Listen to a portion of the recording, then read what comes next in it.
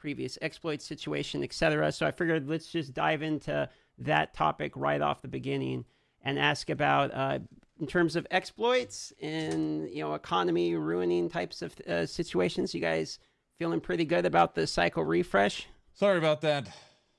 Yeah, we feel good about it. There are no known exploits in the game right now, and like we're everyone's gonna be sitting around being like, all right, the first inkling of anything that happens, like let's get on it as soon as possible. But like we've been, it's one of the main focuses we've had is just buttoning up every last little spot that we can even think someone might try to gain access to something. Like it's an endless battle of plugging the leaks, but we're doing everything we can to make sure that we don't get any more. Regarding the exploit, there was people keep saying different things. I feel like we could just get confirmation from you guys immediately. How big, like how much gold actually did enter the market? How long was this exploit active for before it was shut down? And what was the consequences for these things? I think that could be good to get a public confirmation on these specific details. If you don't. Sorry about that. I don't know the specific numbers off the top of my head. The point from when we're like, okay, we know what's happening to it's plugged was like hours. That's what I was hearing. Yeah, like it was that was pretty quick. It was like 2 hours maybe between like we know what's happening to okay, it's fixed. And it's really tricky because there's a lot of like anecdotal indicators that seem like evidence that people can point to, like, oh, at this time I knew it was happening, but we look back at the logs and we're like, it wasn't happening at that time. And so it's really tricky to be able to tell what was actually happening when, without looking at that specific information, which I'm sorry, I don't have all the details. But yeah, it was not rampant for very long. And we cut a ton of gold out after that. So much gold we just ripped it all out. So it was like, in the end, I think it had a social impact more than a real impact, where it like caused prices to go up, and once they were up, and there was basically no bringing them down. Yeah, that was my understanding of it as well. That's why I wanted to hear you guys talk about it a little bit, because like everyone, like the confirmation that I was told was that it's just a couple of hours, and it was like plugged so fast, it was stripped away. It had such a small impact on it, but the social part of it was completely destroyed, right? So it was kind of scary to What's up, Kaiser? The community lashback from it felt like it was way harder than they would actually need it to be. It was still awkward. But it's good to hear that it's confirmed that was the actual case. There was more of a social aspect to it that caused that to be in that situation. But my understanding was that the people that abused this were they getting banned, or what happened with that, if you don't mind? Can't disclose it. I don't think I can go into specific details. I'm not sure what I'm allowed to say or not with regards to what we've taken. Yeah, I'm sorry. I don't know what I'm allowed to say in this front. The consequences were quite severe. All right, perfect. and swift and absolute. So we can just move on to the next question. I feel like it's good to get these confirmations and to hear it. Kaiser, hope you're ready for Thursday. It's right, moving forward, considering how I was just told I'm allowed to say we banned them. Yeah, we banned a whole bunch of people. Perfect. Now, it's really important moving forward, right? To hear these things and how EHG is dealing with these situations, and it seems like you guys are doing this with a firm hand. Next question we have is, what kind of lessons have you guys learned from providing a live service economy like this, and with the situations that has happened, and how do you then plan on improving the economy development in the upcoming patches? Yeah, I think a lot of it comes down to monitoring, detection, stats, like all these tools to like really be able to see trends that are happening, to try and find evidence of these things faster and faster and faster. Early detection, earlier response, all that stuff. Like, even because we can see what a couple hours can do, and before that we saw what a couple days could do, and it's like the faster we find it before, like we want to have these things. We want to be working on fixing these things before anyone even reports it's happening. Is the goal, and I think that a lot of the stuff we've learned is how to how to find that these things are happening faster, how to like. No, I'm sorry, Kaiser. Quicker tools to you need lock to come by and at least say faster. hi. That's all I ask. It's all about just response speed for us right now, and both in detection and response. Yeah, and perception plays a very big role, as was discussed about the social aspect. And I don't know if you guys know, but if you go to the dungeon where you can spend gold to get chests, you can get the same item, like duplicate of the exact same item, like 10 times or something like that.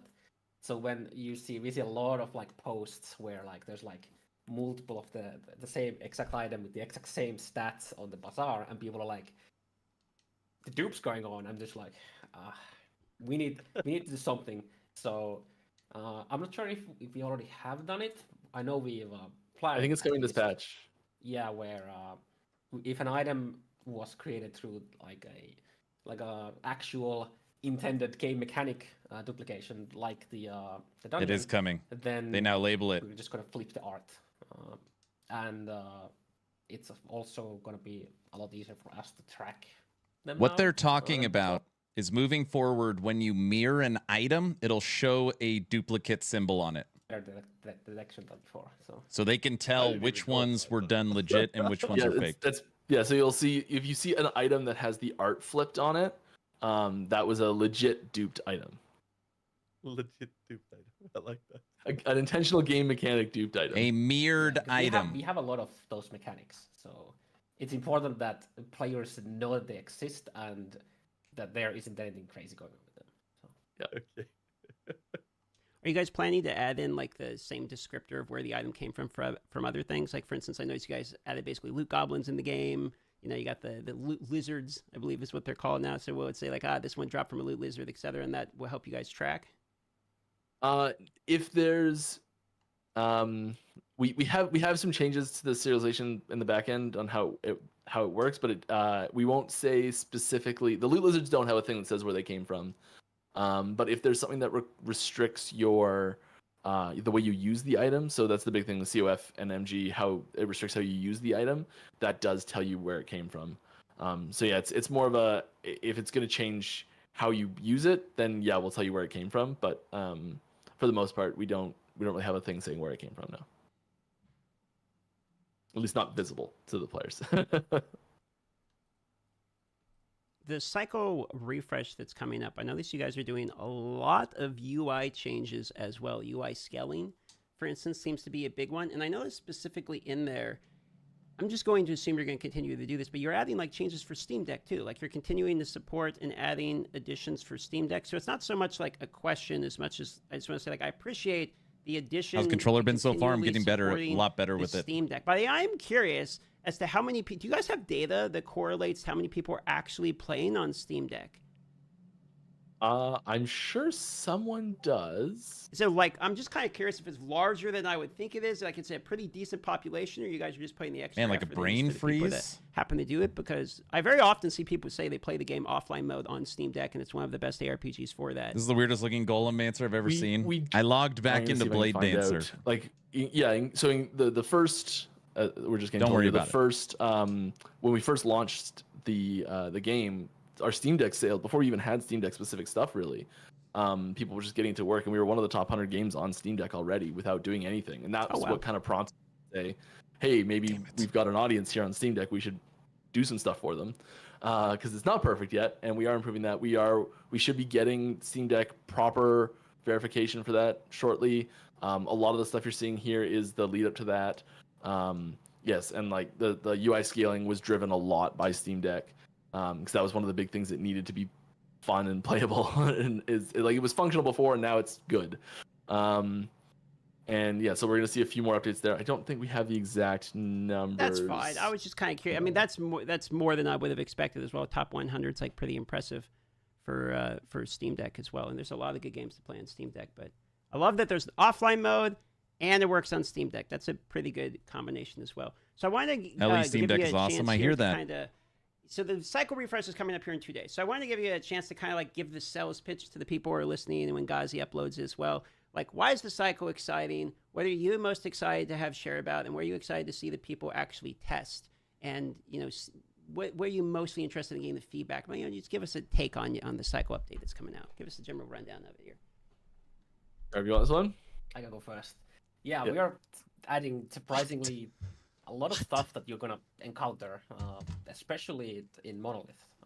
But even in campaign, you're gonna see a lot of more shrines. You're just gonna see the loot lizards that are really fun to just go after, especially when they decide to start running on their back legs. It's adorable. But then when you get to Monolith, you will start also you just get more enemies that have some new abilities as well. So it's kind of like a new mechanic that just happens almost every single. I'm sorry to hear you're that, in Kaiser. Monolith. That is something that people actually wanted Nemesis to be. But Nemesis rewards are so powerful as we balanced it to the core game immediately. So we just didn't have them on every single zone. But there's a lot more random stuff happening in every single echo that you ever go into.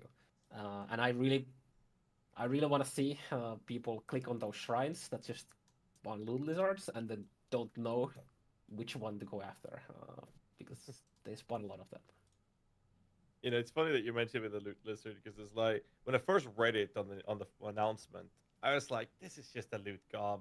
I don't know. It's nice, whatever." And then I saw the footage, and the guy goes up with hind legs and start running, and I was like, I just couldn't. I was like, "This is actually hilarious." That small detail for me made the loot lizard actually fun, and I can't wait to chase one down for that small little detail. The loot Like, lizard the gets on devil its is in the hind legs detail. and It's runs so away. Cool to see.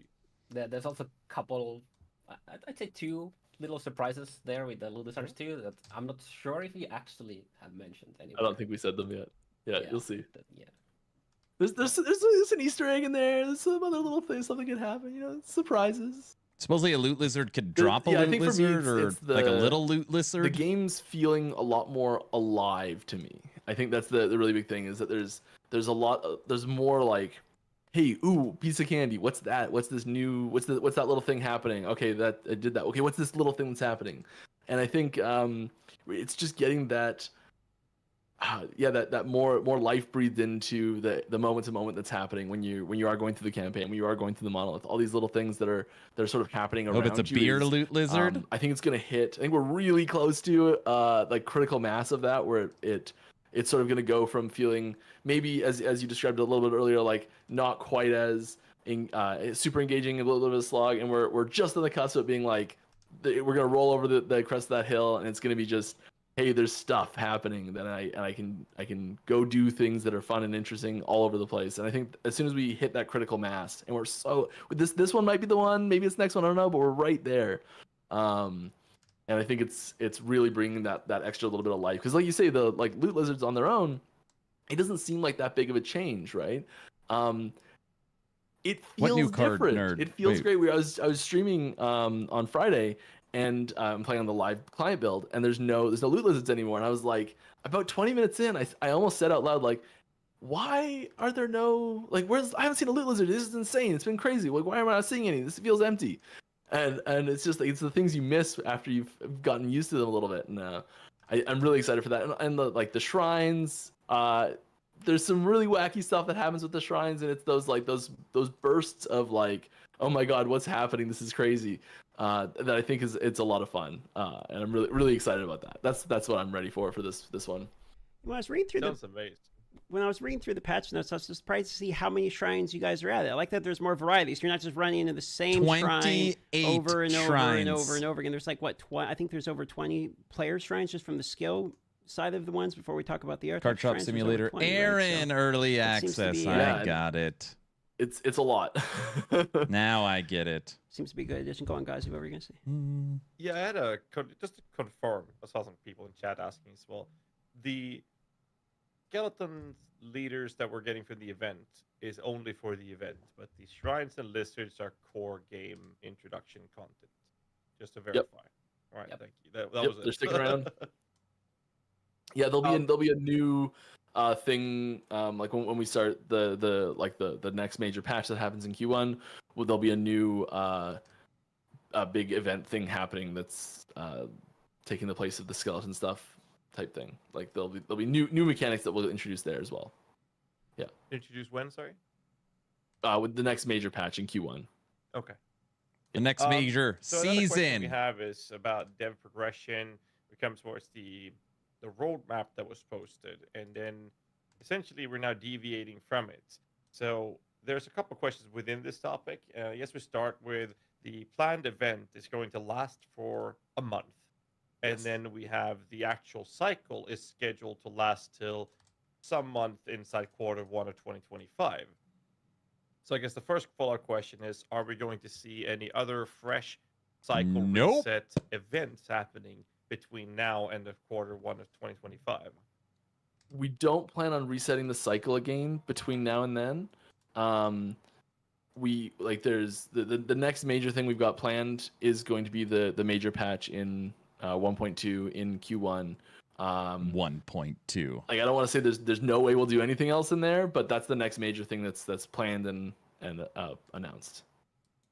All right. Another question there is, with the idea of a roadmap being some sort of an indirect promise to the community, this is what we're going to do, at the same time as it fulfills the idea of proper, transparent communication.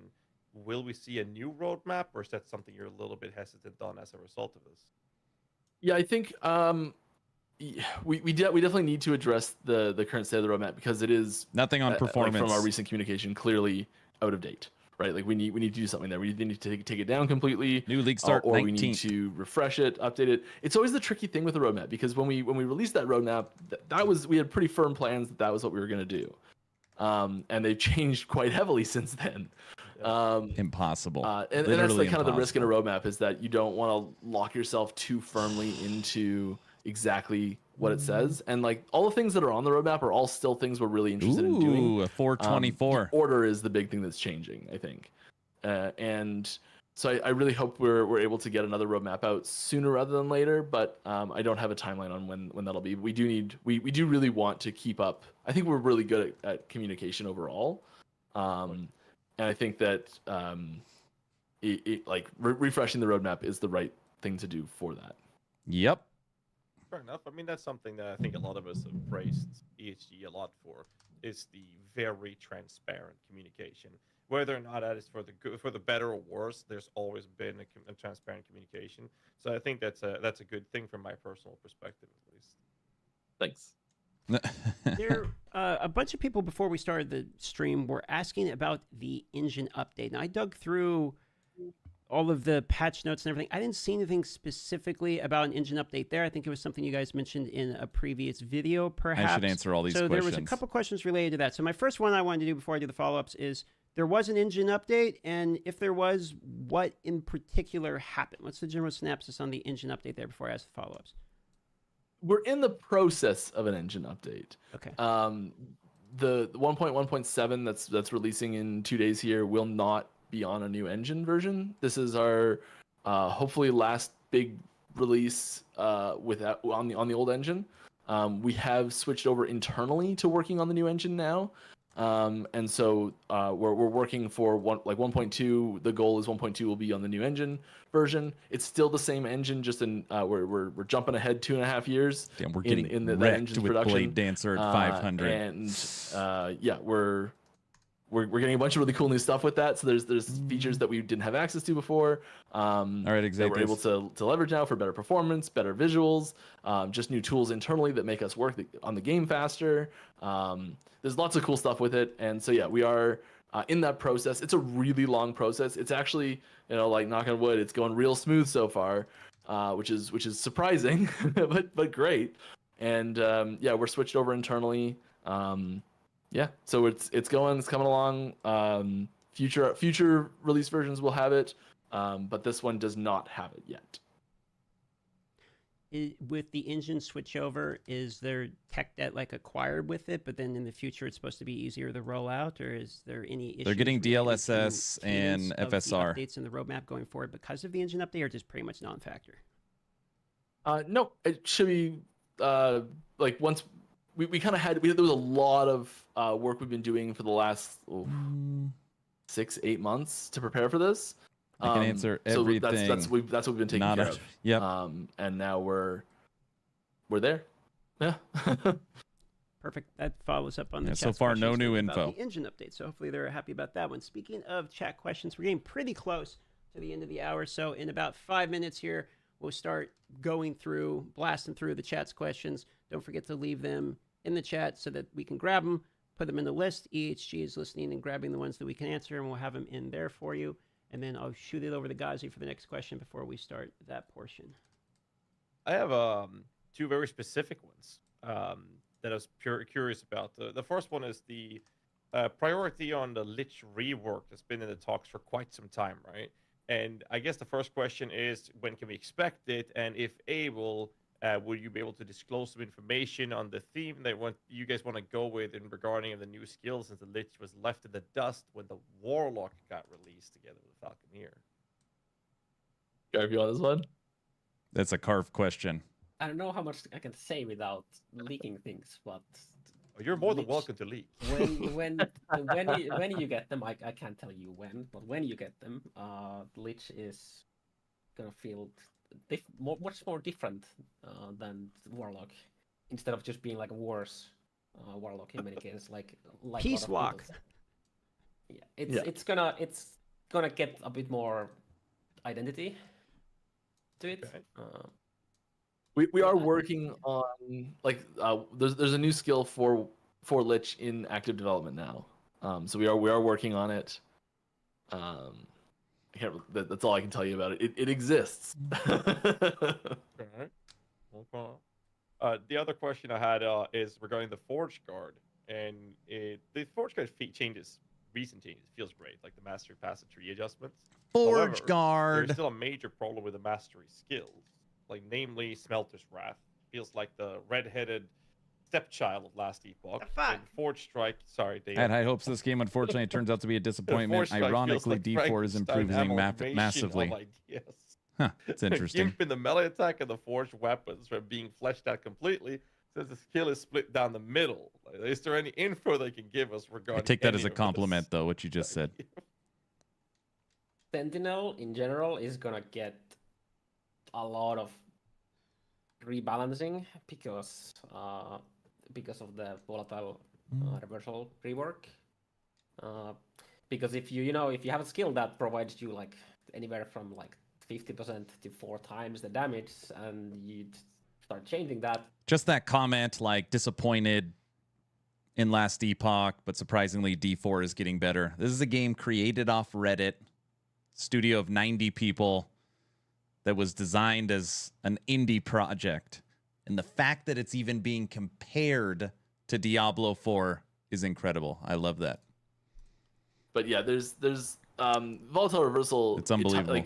It's one of the most ubiquitous skills in the game. Like, you go look at basically every high-end Sentinel build, and it's using, almost all of them are using volatile reversal. Of course, it's so good.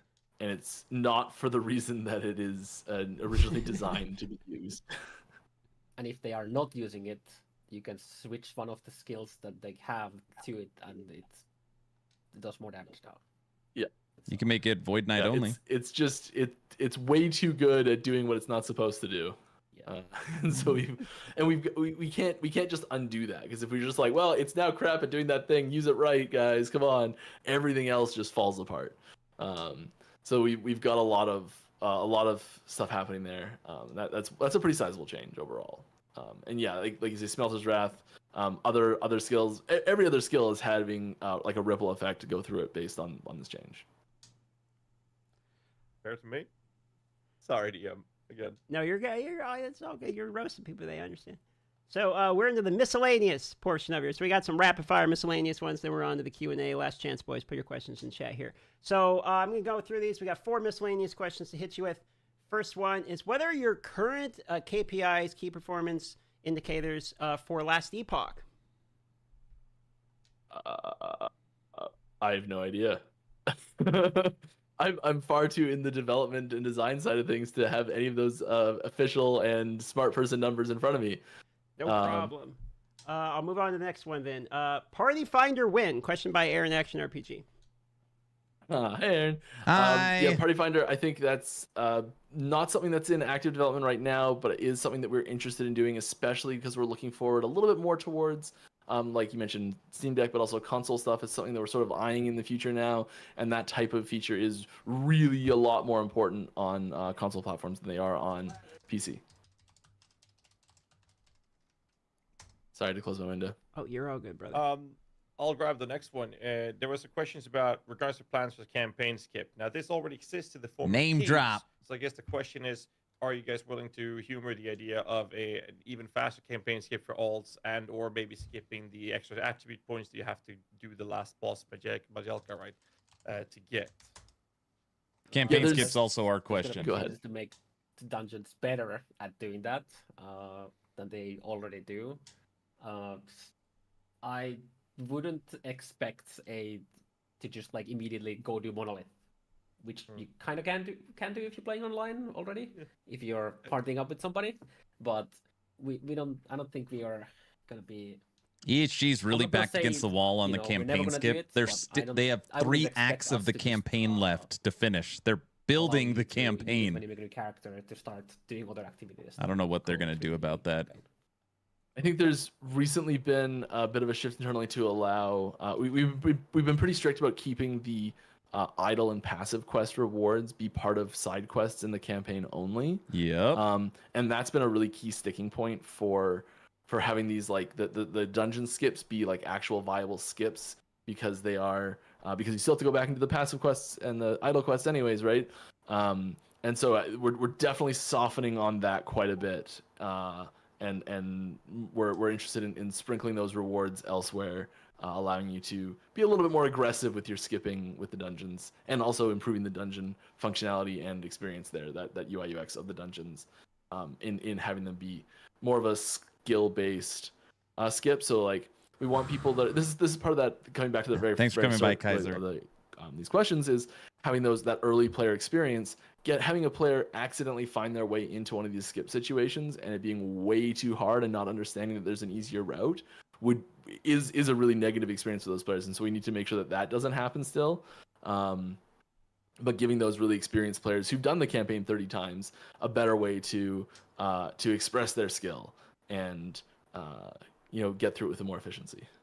Yeah, every Holy now and moly. then we do see somebody who accidentally crumbled into the monolith when they were like level 16 or 17 when they got to EOD for the first time, and they were like, am I supposed to be in here or something like that? So yeah, There's no way that happens super well, you often. probably need to sing post that a bit more too. That I guess it's maybe you're possible. supposed to be here yet at this point. We touched upon this rather earlier as well, but the question here is: a mid-cycle event planned to stick around for the future? Oh, like the 50%, like all those increases to like, like the gold skeleton and drop we're rate and all getting. that sort of stuff. Yeah, we're not planning on extending it past the time we've said it. Like that 1 month, we're planning on like 1 month. It's done. It's over. All sort of stuff. It is an opportunity for us to see how the game plays, with those changes in place, and without the expectation that they're going to continue. But like what those rates and numbers look like after the fact is, that's a new conversation with us internally. So like it's not like it's not that the event will continue, but we'll use that data and to see how the game played, to see what the feedback was and all that sort of stuff to make decisions going forward for balance long term. So the next question here is one that's kind of continually been asked in chat, which has to do with your cycle cadence. So effectively, people are wondering if you guys have considered doing longer periods between cycles and basically doubling down on the amount of content between The cycles, last and sort of, 5 questions are the dodge questions and I weaving gave to between DM the earlier. updates to games like PoE and D4 and kind of hitting in between. This, you can probably seen this question in chat a million times. And so what's the answer to people asking that? Yeah, I think so. When we started this crazy thing, there was no PoE 2 dates to worry about. There was no D4 dates to worry about. Like we're like, all right, we just gotta dodge a PoE launch every few months, and we're good, right? Easy, no problem. So our plans have changed a little bit over the years on how we're gonna do our release schedule, all that sort of stuff, and like the player response to like what we put in our content. Like we can look to games like PoE and D4 and all these things to see like what they're putting in and how well their seasons and leagues are going, and all sorts of things to help inform what we're gonna do. But like our community there's a lot of overlap, but there's a lot of differences too, and how our community responds to our content, it drives how our plans are going forward. Like we're still really interested in that consistent like game updates, lots of content coming as fast as we can, sort of thing, and finding that balance between how much we can get into a content patch, like what's a big enough patch to be worth it to bring people back to play again, and what's fast enough, like is there's this balance on how much we can get done and the time it takes and all sorts of stuff, and finding that balance for our game is going to take maybe a little bit to do, and it's what we've been sort of feeling out for the last couple launches. And obviously we do our best to get as much out as fast as possible, and that's not going to change. And I think we're just getting faster and faster and better at this, so every time I feel like the amount of stuff that comes, it just increases, which is great. A follow up on this, what you talked about community feedback, which I feel like is one of the coolest things that I've seen you guys do, and is fairly rare in the scene of showing polls and taking the surveys and then showing the percentages showed. Like, I encourage you to keep doing it because I love doing that. I'm sure you're going to do it anyway, regardless of anything. But that's an awesome thing. Agreed. I do want to ask a question on how you guys strike a balance between what the community answered those posed to, as opposed to your own vision and what you believe is the correct one. So when there becomes a discrepancy between what the community votes and what you guys believe is the correct path forward for the game, where do you guys fall on this line? Because there's games for, like, my favorite game of all time is Old School RuneScape, right? Played OS since 01. In that game, if the community votes no to a poll, it doesn't come into the game, full stop. So I'm kind of curious in Last Epoch, how does community feedback drive the development of Last Epoch? Yeah, I think so. It drives it in a lot of different ways, and specifically related to polls. We treat a poll as like a seat at the table. So there's say we've got 4 developers in a room that are debating over how best to handle the situation, and then we've got a poll that's the 5th developer in the room that is the community's voice for that issue, sort of thing. And so we don't treat we treat the community's opinion in the poll with respect and with weight, but it's not a hard and fast like, oh, the community said so that's what we're doing, no questions asked. But it has significant pull, and it is something that we do take seriously, especially I think if there's a significant deviation from what we expected the results to be, and that will quite often cause us to pause and say, like, let's try and find out why it's so different. Like, why are we so out of touch on this issue that we didn't see this coming? And almost every poll question we've had answered has been like, yep, that's exactly what we expected it to say. There's been a couple where we're like, well, we didn't realize they were that intent on this, and we've made changes based on community feedback from polls. And we also just collect feedback weekly from like our feedback channel on Discord, our feedback forums on our website, our forums, and like, so we do just kind of have this constant intake and compilation 500 of feedback corruption on every Blade week that we Dancers, bring rough, with us into even game with all design the meetings as DR. well. So there's different ways that we incorporate that feedback, but yeah, it's like a seat at the table is what I like to think about it. Okay, good answer. I think we're on to the, unless Gazi, you have something else off the top of your head, I think we're kind of on to the queue, like the more rapid fire ones that have been pulled from chat here as we're kind of on the end of this. Yeah, I feel like that as well. Should we just take them one by one, go from the top? Go. Just do as many as you feel like, and then throw it to me, and I'll keep going from there. Here. Sounds good. All right, so quick and easy. The first one we got here is, when will the Last Epoch shop be a thing with T-shirts? And also, when are you sending me one? Because I need another one. As soon as possible. Thank you. Oh, the hat. I don't even have that hat yet. That's a great hat. What a great hat Harv is wearing. All right. That was answer for when you're sending me one, right? That was not indicative that there is a shop coming. I just needed to show it. Flexing the hat. I think there's still some some behind the scenes issues that are needing to be resolved with that. But we do have some great designs, and I know I've seen plans for them for a shop moving along slowly. We Sounds internally wanted to a lot. Yes. Yeah.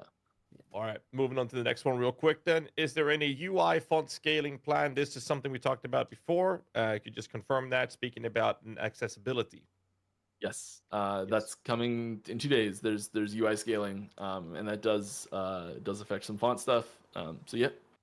All right, I'll take one more before DM takes over, and that is would love to continue their thoughts on naming cycles whole numbers, e.g. cycle 3, and not Yes! patch names, e.g. 1.2, 1.3, etc.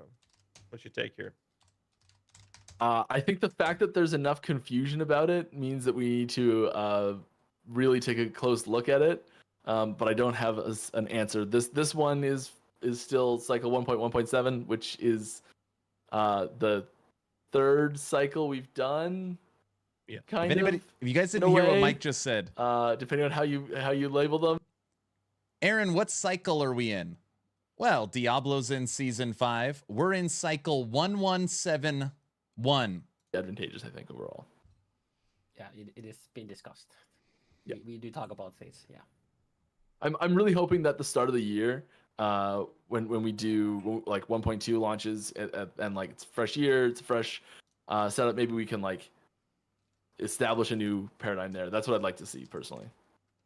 It's actually a good point. I didn't think about that for now, but the clarity on the numbers actually does make sense for that question. Okay, so moving on to the next one here. PvP win. It's the next chat question. That's a never. PvP is so it's such an interesting feature to have in a game like this because the whole thing is structured and designed and built around PvE. Like even so much as down to like individual abilities like Shield Bash. You can't do just a 1-for-1 in PvP and have it be balanced. So you either have to accept that PvP is just completely broken and everyone has fun with it, or you have to put a ton of work into making it be its own living and breathing thing, and you end up with like a PvP team separately just to manage that situation. It's something that we are very interested in doing. It is not on the immediate development. You just make it dueling plans. You don't lose anything. There's no you just have fun and work kill each actively other. happening. But it is something that I can see down the road because it's something we love. I love in T2 where just like the community made the PvP rule set. Like it wasn't really balanced. They balanced it themselves. So because they just like doing it so much. Low level duels, so good. Yeah. There were arenas and tournaments back then. Secret B level win. Next question. I mean, it's always every time I get this question like this, all I want to do is like, how do you know it's not already there? Yeah, exactly. There is no B level. There is no B level right now. You can't phrase it that way. Why does the experience bar keep going up after 100, but when you reach 101, nothing happens? It's a great. That's what we were once. I think we just wanted to have a way that you could still track it if you wanted to see like how high you got. I go for it. It's an optional extra thing to track for yourself. Fair enough. I would love to have like just totally absolutely nothing happen, but something that you can just keep track of more, like little fireworks. Yeah, like it's like something small that happens. Like actually, it has no character power increase or anything like that. It's just like it's a little star that shows up over your character level. You leveled 100 twice now. Congratulations, kind of thing. Yeah. Prestige mode. Yeah. I guess I'll take over, and we go with the Bazaar phone app. When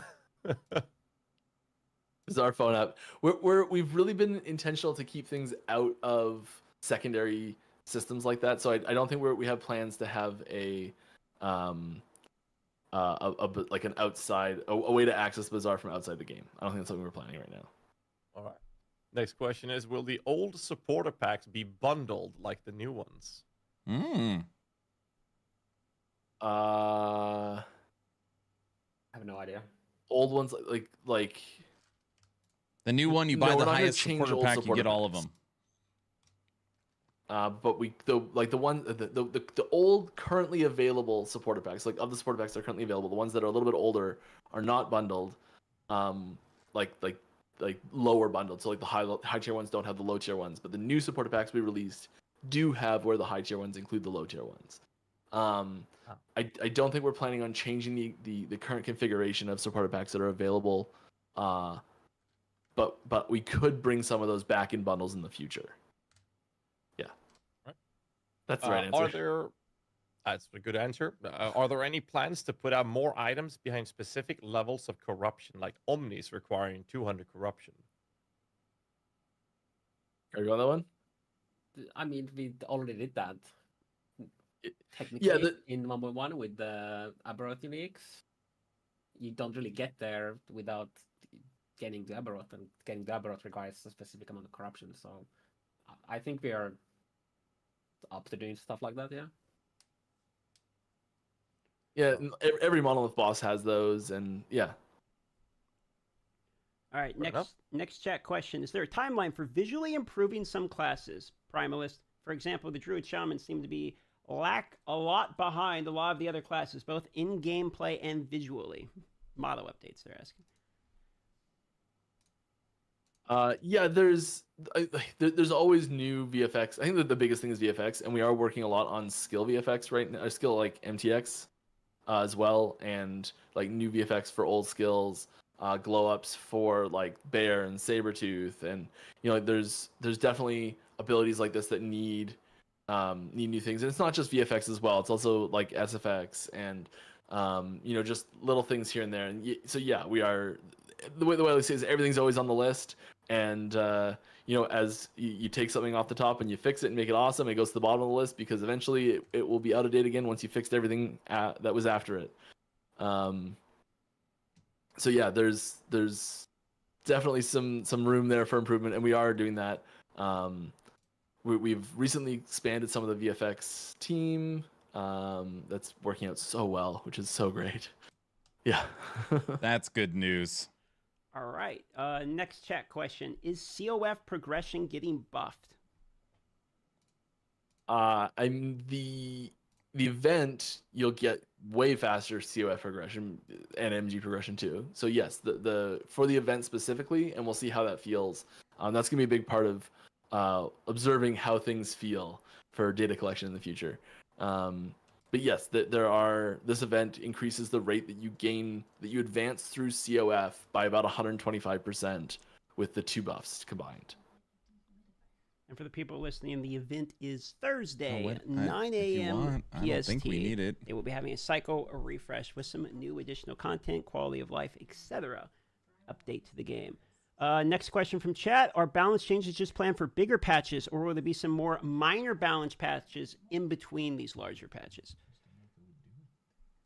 We wanted to do some balance changes for this, but I know, that's what I'm saying. We've been working on the Sentinel stuff so much, so we can't just do some of the Sentinel things. Ask Vadim. Let's just send a text. Basically at send once. A picture. Because then if we were to do some changes now, where you have access to the existing World Reversal, then we'd have to bring it back when we do the full rework with the World Reversal. So there's like a lot of the stuff is just currently tied on that, and there's a lot of easy nerfs we could have done, but just nerfing things isn't fun. There's nothing new then. So you'd have to do.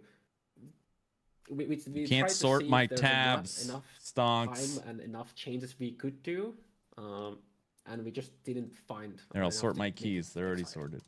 So we're just gonna have way more changes instead when the 1.2 drops. That makes sense. Go for it, guys. Another question from the chat then is, are Falcon Fists actually bugged like everyone assumes, or is it intended that they only scale up to level 20? What? That one's you, Carve. I don't know. I mean, that sounds like a bug. I don't know the specific case, so it's hard to say, but that would sound like a bug to me. Yeah. I mean, anytime I know it's a pair of gloves. Anytime the expectation and the expectation and the functionality don't line up, like anytime that happens, it's a bug. Even if it sometimes the bug is just we didn't write the description well enough. But but whether the effect is not doing. So your Falcon Fist could be better. That's what it sounds like. Or the wording is just entirely wrong. Then I'd say it's a bug regardless in that case. All right. Any plans in improving monster density in endgame outside of the event, that is? Yes, we are. We've been working on making more monsters show up on the screen and have it play better, both from a like just performance perspective and a gameplay perspective. There's no details on specifically how that's gonna look, but like 36. Just in this event alone, there's a bunch of there's gonna be more enemies in general because of the packs of Skeleton, the Legion Loyalists that are going to be. That difference Legion would be Loyalists, the wrong crazy thing. if That's it a was magic bugged card, at Mike. 20. There's there's gonna be more enemies on screen now, anyways.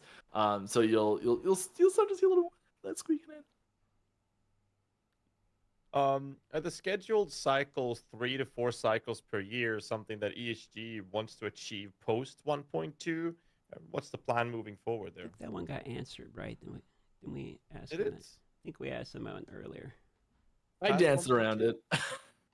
it. Yeah, I think you danced around because never got a clear answer on it. I think that's why chat is repeating it again. It's my I was telling you, I I, don't remember I told you, answering it. Chad asked that one a lot, so it makes sense to pop back up. Yeah, because I mean, we never got a clear answer on it. That's why I brought it up again. I saw the chat question here. I think the what happens with 1.2 is going to have a very large impact on what that looks like going forward. I'm dodging Still it dancing, again. okay. It'll be bad if you Still call it dancing, yeah. 1.2. I think So let's just start with that. The goal is that we are. I'm sorry, I don't have a clear answer for you on this one, but we want to have very consistent and large consistent updates is the goal for sure, big time. Yeah, we want more stuff faster. Everyone does. And exactly what that cadence looks like, what happens with 1.2 is gonna, I think, define a lot of that. Yeah, guilty. If it only goes up to 20, All right, we that's only a have, huge difference. just basically about 3 of these left, and then we wrapped up all the chat questions, and we'll send you on out here. Did you guys expect the recent poll results on the mid-cycle refresh? So I know you said most of the times you guys can accurately predict it, but they specifically are asking about this mid-cycle refresh if you expected the results of the poll. Yeah. There you go. Boom. Answered. Ever consider? So why we weren't going to do a poll originally is because we were like, it seems like a no-brainer to us. Yeah. It's like 70%, right? Or what was 75 or 76 or something? Yeah. That's pretty high. 76. Ever consider community designed events? So the community themselves come up with a concept, put it in. We made a unique voted on. staff, How you feel the about Void staff. Love it. Boom. I think it's fantastic. Yeah.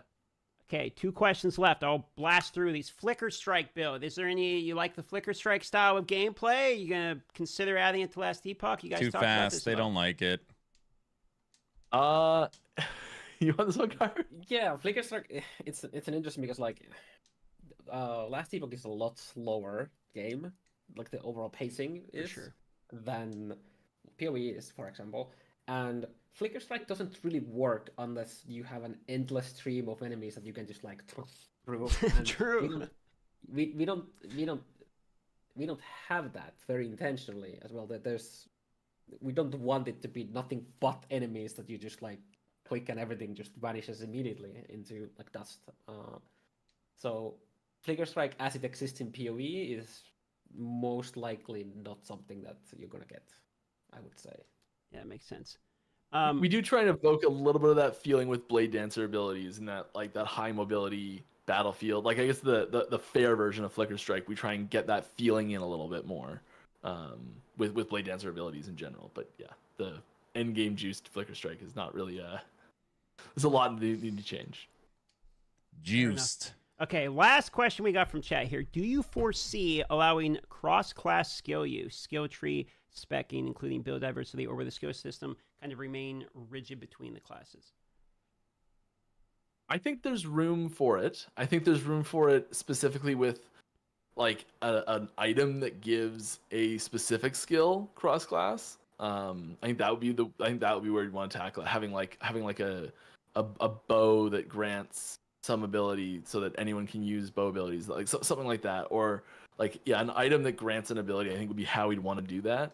But yeah, I think it's an interesting way to explore more options with the game, more ways to build your character, things like that. It's You can already with Meteor. That's true. Unlikely for us to be like, here's a skill, here's a new Sentinel Primalist ability, and if you're on either class, you can use it or something like that, or it's just a generic skill that anyone can use, something like that. Like, I think that's a little tricky, but putting it on an item, I think, is the way to do it. Yeah, and stuff like everyone being able to just like get unspecialized fully some skill that exists for one class. All right, I it's put gonna it on muddy the in the waters chat for very you. quickly, and it's gonna Yeah. take a lot away from the class feel, like the fantasy, because we have very strict strict and strict. We have very different approaches to different classes and how they feel and all that. So having Epoch rune Mage words suddenly have, when? like, It's so funny. shift It's a from question I see rogue in their chat. just feel wrong, for course. example. It's just yeah, or like dancing strikes. Imagine your mage. I'm using doing, dancing 4-1 strikes right fists and now. whatnot, So yeah. All right. Well, we are through the Q&A from the chat, so we are just about wrapping up here. Send it over to Ghazi. You have any other questions you want to ask Ghazi? Is there anything that we didn't cover that you got in your head that we should ask before we end up wrapping it up here? No, I feel we got pretty good answers in general. Mike, Carv, you guys want to add something? Yeah, come check out the Last Epoch Imperial Uprising event starting in 2 days. It's gonna be a ton of fun. There's all sorts of buffs and cool stuff to find, and power stars and all wonderful things. Wait, Go Power help Stars? Power stars. Go help unburden the lizards from all Yeah. the loot that they're carrying. Just go help them. They need the help. Loot They lizard. carry too much. Yes, There's they supposed to carry too be much item. some Easter egg loot lizard stuff. You guys were saying that not everything has been disclosed, right? There's some secrets still to be found. Easter Yeah, egg maybe. loot lizard. Thursday. Some of it is like, really just an Easter egg for Easter egg's sake, and it's just fun. Yeah. Awesome.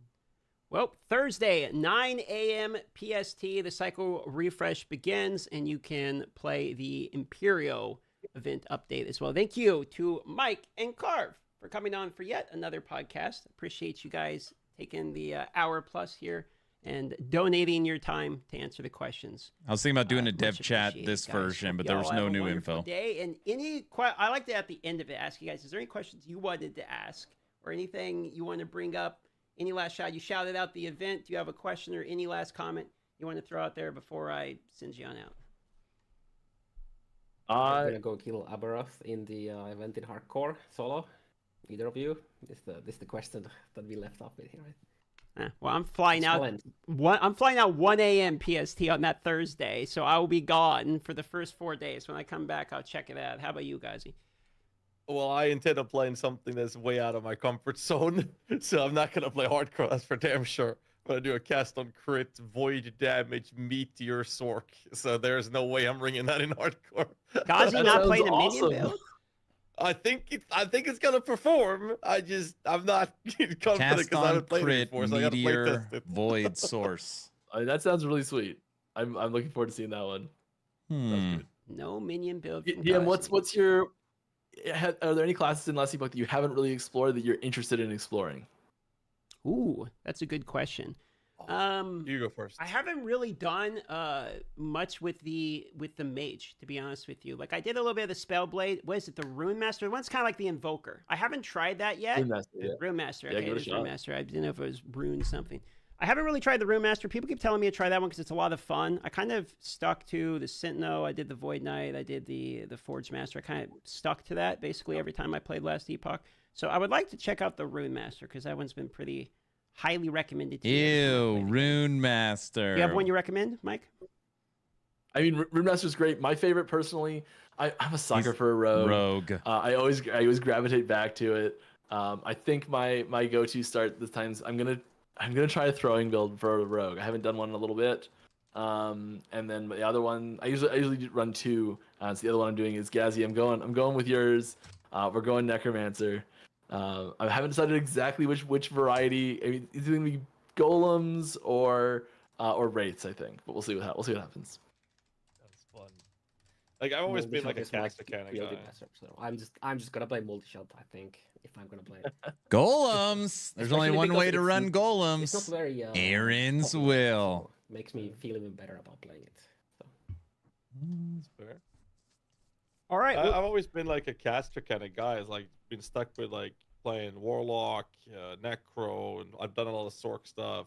I haven't delved too much into Forge Guard outside of the minions. I guess if I were to do something different, I would probably lean into exploring more of the Forge Guard era, that kind of I approach. actually thought Forge Guard was pretty fun when I played. People were telling me, oh, there's like issues or something, but it's like I actually kind of liked Forge Guard. That was dope. You summon your weapons and all that.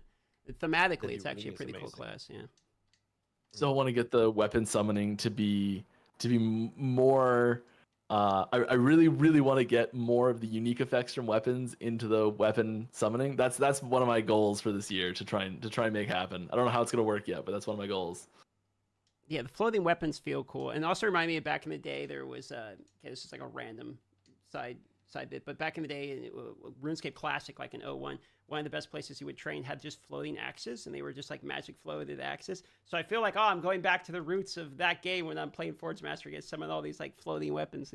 Kind of a classic thing that I always enjoyed. So Forge Master for me was a lot of fun. Forge Guard. Got to try something That's different close. though. Okay, guys, I appreciate your time once again. Thanks for coming on, everybody. Shout out to Mike. Shout out to Carve. See you guys on Thursday, 9 a.m. PST for the people watching for the Cycle update. That's it. Woo! We're on out of here. Have a wonderful day, everybody. Bye. Thanks for having us. See Cheers. ya. And recording's done. We'll say the Bye. goodbye now. Send you guys out. Thanks for everything, boys. I appreciate Thanks it. for joining, boys. Appreciate it. Yep. Thanks. That's good. Enjoy the lunch. Yeah, I had a blast. Yep. Bye. Cheers. Oh man. Okay. Podcast is over. Shout out to EHG for one more time doing another stream with us. I appreciate them sending the time. They got a good answers and answered a lot of the questions, both hard and easy ones. So I always appreciate the transparency from the boys. Again, Thursday, 9 a.m. PST. We will be ready for the launch of the Imperial March, basically. I get an Imperial March. Did I get that name right? Let me double check and make sure I got it. Imperial Uprising. Imperial March is the John Williams song. All right. Imperial Uprising. All right. Thursday, 9 a.m. PST. Ah, I see. Okay, so I know why I thought. Here, I show you this. I know why I thought it was 8 a.m. because it says Thursday 8 a.m. through to October 20th, but then it says Los Angeles, so I thought that was PST, which is 7 a.m. my time, but it's 9. That must be localized time. Is what that is. But then it says Los Angeles, so 9 a.m. PST. There you go, boys. I appreciate everyone adding the questions in chat. We got through like 95% of everyone's questions. We did almost all of them. EHG did a good job of pulling all of us there. And yeah, so that's GG on the podcast. Let me do a shout out to my co-host Ghazi. If you missed the podcast, it will be uploaded as is tradition on Ghazi's channel ASAP.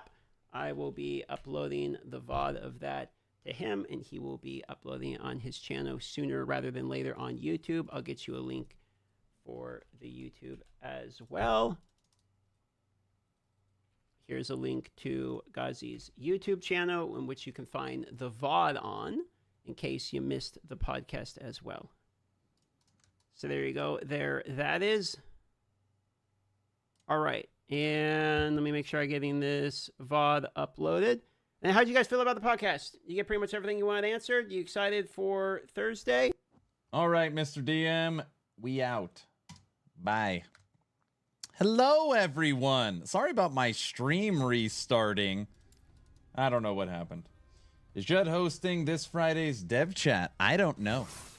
Unannounced. Mike is not going to be streaming on Friday. So I don't know who is. He just said specifically he is not. So we will have to wait and see. We will have to wait and see.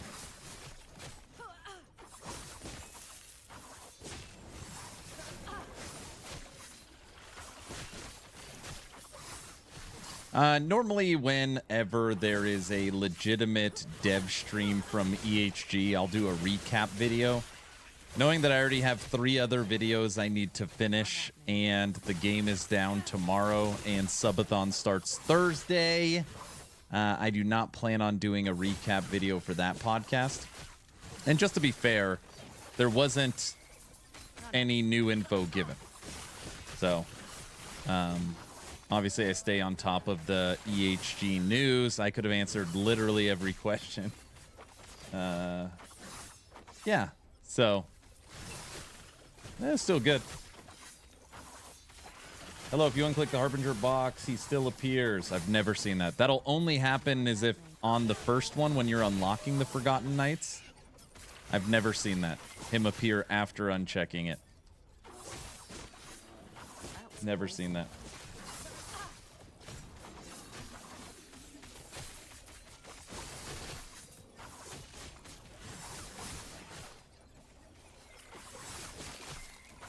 I have not seen that.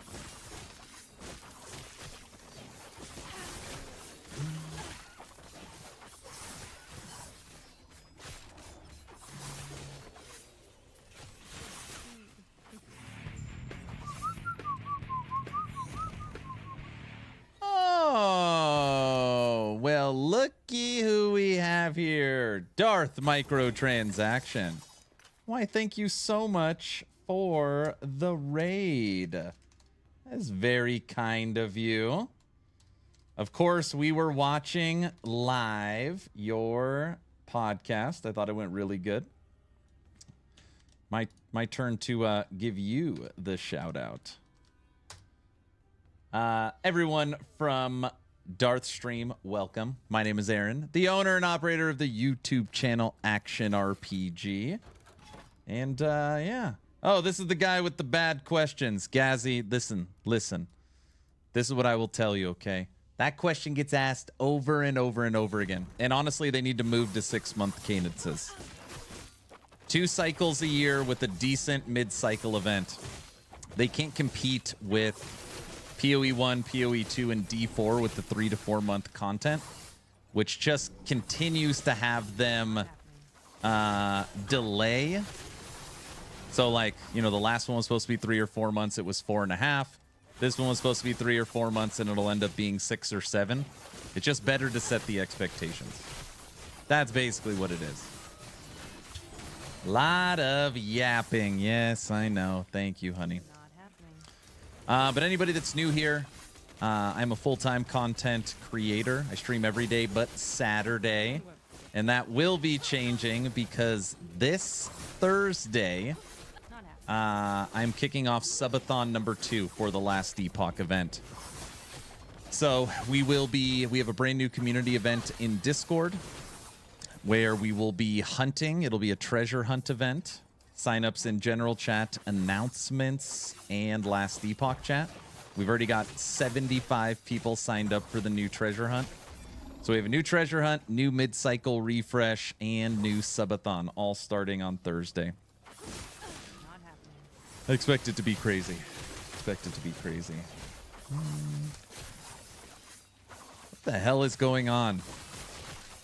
Somehow right now in my chat, I have Moxie, Gazzy, and Darth. Last Epoch's mainstream now. Look at this. We made it, everyone. Subathon again. So this is basically what happened, Gazzy. You'll understand this. My last subathon went 31 days. It was insane. I practically died. And I get asked all the time, over and over and over and over again, like, do another event, do another subathon, do another one. By the way, my wife just dropped me off this.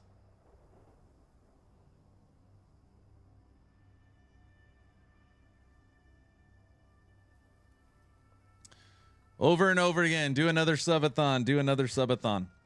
So, damn. So anyways, during the last subathon, I became a Twitch partner. And basically what I said is if we hit Twitch Partner Plus for 3 months, which you know unlocks 70-30 split on Twitch, if us as a community come together and hit that goal, I will do another subathon this calendar year. So, of course, community comes together. First 3 months, we hit the 350 points, which is now 300 for Twitch Partner Plus, and it unlocks for me. So I'm a man of my word. I told everybody, okay, we're a new Twitch partner. We hit Twitch Partner Plus. I will do another subathon, which was scheduled for Cycle 3. Lo and behold, Cycle 3 gets pushed back to next year. which means technically the subathon got pushed back to next year. So we made a decision because I promised everyone that we'll just rip the Band-Aid off and do a subathon for this Thursday mid-cycle event. Oh, that's where we're at. That looks yum. It smells so good. It smells so good. Also, everybody, I will be drawing a giveaway at the end of today's stream. So as long as you're following the channel, type in !giveaway.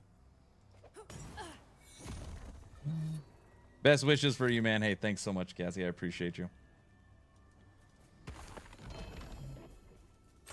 Don't worry, Gazzy. I'm going to need a lot of help, too. I'm going to be reaching out to you a lot. So just let me know when I start bugging you too much. When I try to main Witch on Path of Exile 2. So when I start trying to main Witch on Path of Exile 2, be like, Gazzy! The hell am I doing? I got you. Okay, sweet.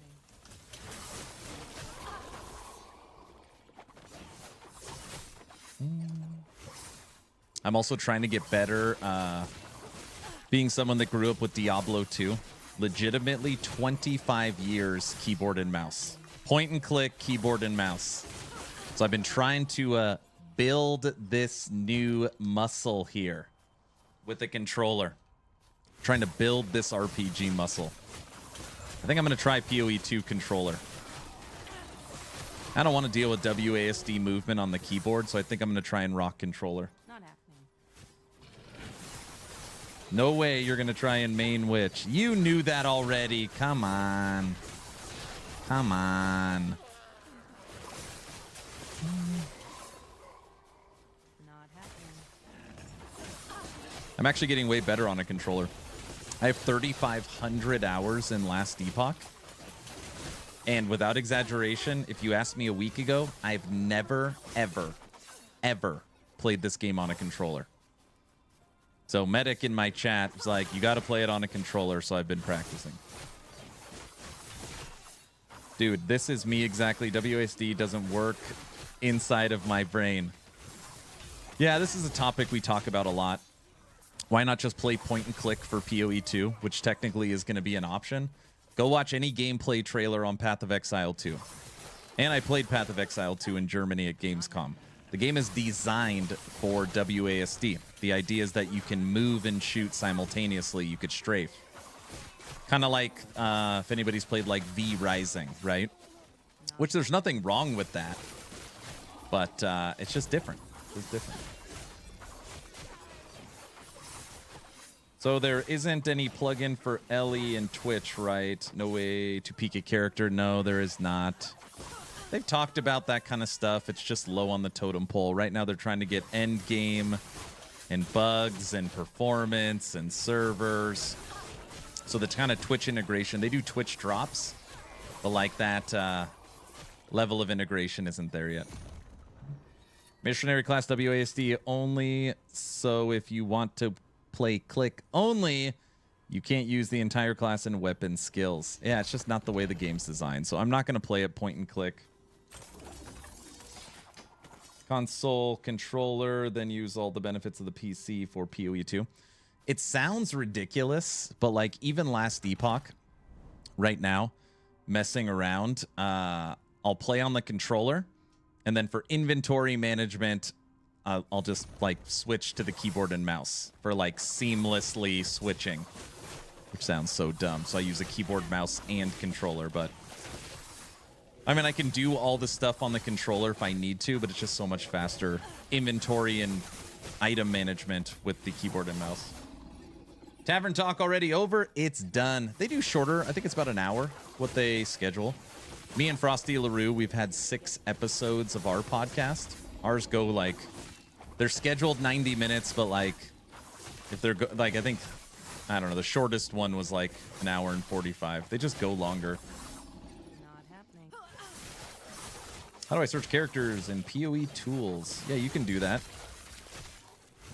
I have all my builds over there too. Subathon until 1. Avaroth kill. So, talking with my wife, the last subathon went, 31 days.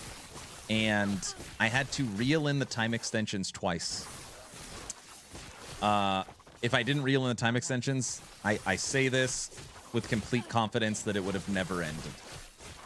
I have a wife and 4 kids, so there's something to be said about, I know it sounds crazy, and it's like, count your blessings, like an event almost being too successful. It was insane. It was insane. I think we had 8,000 subs, 1.5 million bits. I mean, it was just crazy. It was crazy. It went 31 days. We had to reel in the time extensions, then reel them in again. And it was great. It was great. But it's hard, when the kids are sad. And so anyways, I know that this event, not being a full cycle drop, not being me just going full time, me not knowing what I'm doing, and Ellie's drop, I know the events, this subathon was not going to go 31 days. But it's still going to be fun. It's still going to be fun. It's what I do. I play on a controller and use MK for the rest. Yep. What? You have 4 kids? I do have 4 children. I've got an amazing wife. I live in the great state of Idaho. I told Darth that's where he needs to move when he was looking. Darth seems like an Idaho kind of guy.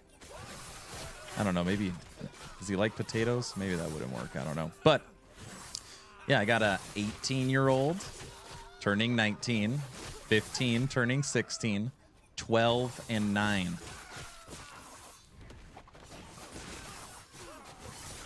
Everyone likes potatoes. That's true. It's funny. I was having breakfast with my wife this morning after the kids go to school. And you know who the subathon's the hardest on? She's in chat right now, I know. Her, which is very true. Like, I just sit here and play games and hang out with awesome people. She's the one running kids around and food and house. She's like the real champion of the subathon.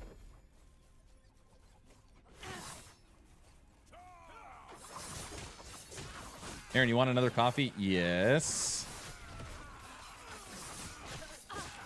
Here, well, oh, here the ad's ending. Let me pull up Discord. I'll read for you guys some of the stuff we have. This is non-official, just FYI, this is non-official. But last subathon, we didn't set goals. Again, I had no idea what I was doing. Okay, I had no idea what I was doing. I was like, oh yeah, I've never done one, and I'm full-time creator, and last Epoch's dropping my favorite game, let's do it. I didn't have any music set up, no goals, literally nothing. I slept in the studio. It was insane. Okay. I'm not going to read the sub goals, but just some stuff we have down in order. New emote, No Shave November, community stream, Jackbox, golf with friends, etc. Community voted LE build, wifey action RPG takes over the stream, adds a free chat sound effect widget, Discord movie night, Aaron dresses up in lederhosen for the whole stream, community voted face shave style. It's funny, I shaved like 3 or 4 days ago, so that it'll be grown back for the face shave if we get there. Play StarCraft 1 remastered rank placement matches. Play a horror game with Aaron after dark. Play Dwarven Realm Season 1 with the spear. Daughters give Aaron a makeover live on stream. Cooking stream with wifey action RPG. Aaron wears women's polka outfit on stream. Hot tub live stream with women's polka outfit on. I think the hot tub stuff came in because of Gazzy. I'm pretty sure that's his fault. But I'm gonna try and finalize some of this stuff tonight. OMG, what is the StarCraft one? So again, last subathon we had no goals, right? Where it's like, oh, we hit 500 subs. We unlocked shave my face, shave handlebars or something like that. So one of them on here is plays StarCraft 1 Remastered rank placement.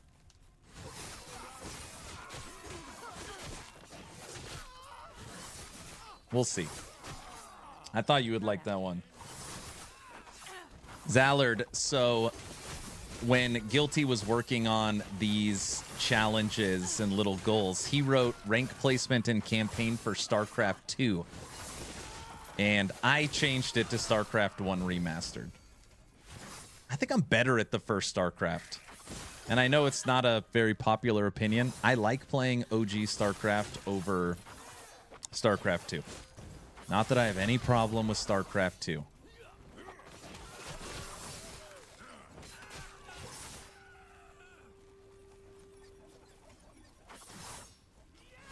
StarCraft 1 campaign and rank placement. Rank placement on the Korean queue, right? Rank placement versus easy no, I don't know. I feel like it would definitely take me a minute to like I said it the other day when I was playing Stormgate that somebody out there will understand this. I don't know if I can still play RTS. I don't know if I still have this that muscle. That's what I was trying to tell people. I don't know if that makes sense to anyone. Was never good for ranked. I also love watching people stream snipe.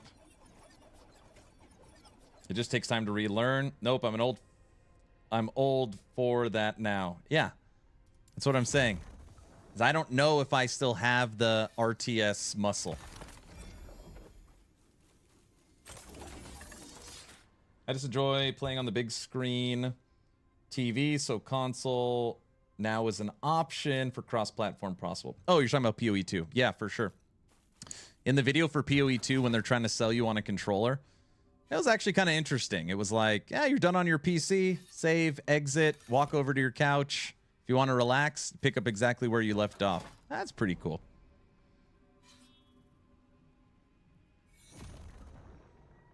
Most people that still play RTS are also old, so we keep up with each other. I see.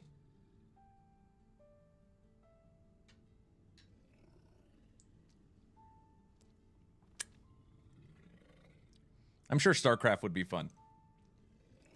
I feel like StarCraft would be fun if it was like me and a couple people from the community that have all legitimately not played in a decade. Like playing a ranked match, sure. If you want to watch me get rushed and murdered, fine. But I feel like it'd be more fun to see like a real match with like us old people. As someone that also plays RTS, it's not something you lose. You think, Shade? 1 decade, try 2. I can't tell you the last time I played StarCraft. It's been a long time. But I did recently play Stormgate. So there's that.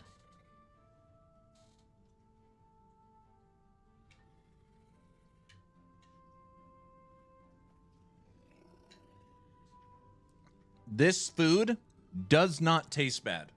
I just thought you should know that.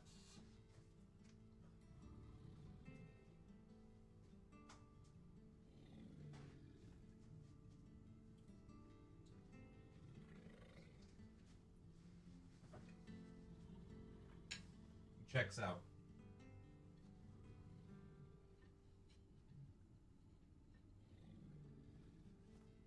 By the way, I did just download StarCraft back onto my PC.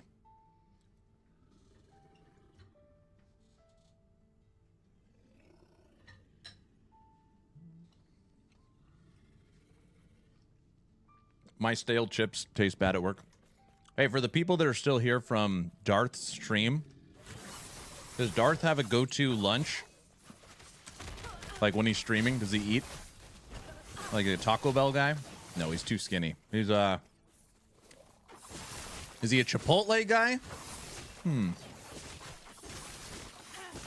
Easy. He's DoorDash. Fast food all day, every day. Does he what should I order today? Dave's double. I mean, DoorDash is fast food, yeah. Darth likes Wendy's. Ah, he's a Wendy's guy. Man, I had Wendy's the other day. I thought it was terrible. The hell did I eat? Spicy chicken or something? I mean, it was bad. It was real bad. Sure. Sure. Mm-hmm. Yep.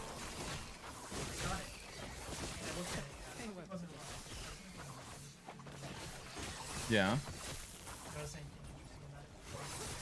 Yeah. This is the one that we but I'm returning. Not happening. Nice. You got scammed.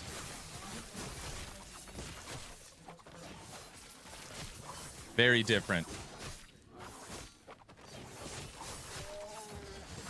My son has been ordering all the different versions of Predator, like the nice toy versions. I don't, like the adult toy. I don't know how to explain it. He keeps showing me all his new Predators coming in. They look good. I probably showed my son the movie Predator too early in life, but I told him he was required to watch it. Foxy, thank you for the Prime sub. LV, thank you for the Prime sub. Terran Action RP, the ones from Nigga? That's me. No such thing as too early for Predator.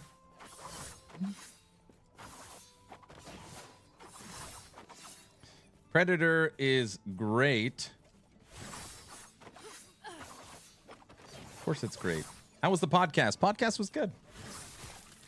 One of them was counterfeit, though, I know. Not happening. That's what he just came in and told me. The TTS doesn't pronounce NECA well. It does not. It does not.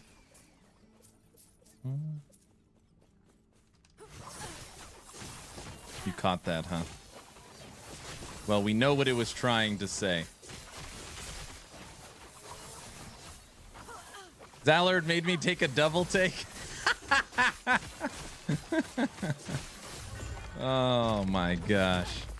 This subathon is going to be wild. I've got this bad feeling now. I got a bad feeling. I don't know why. It also made me raise my eyebrows.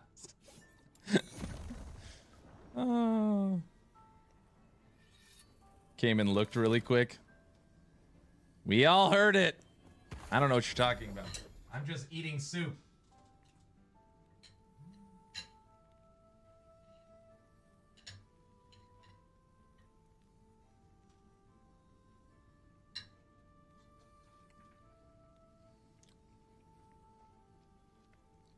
Now we know what to spam for the subathon. Please don't.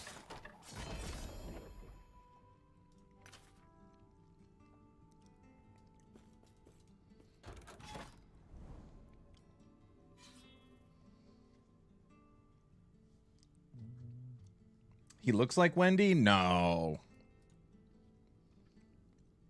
Dog, don't do that. You don't know what you're talking about.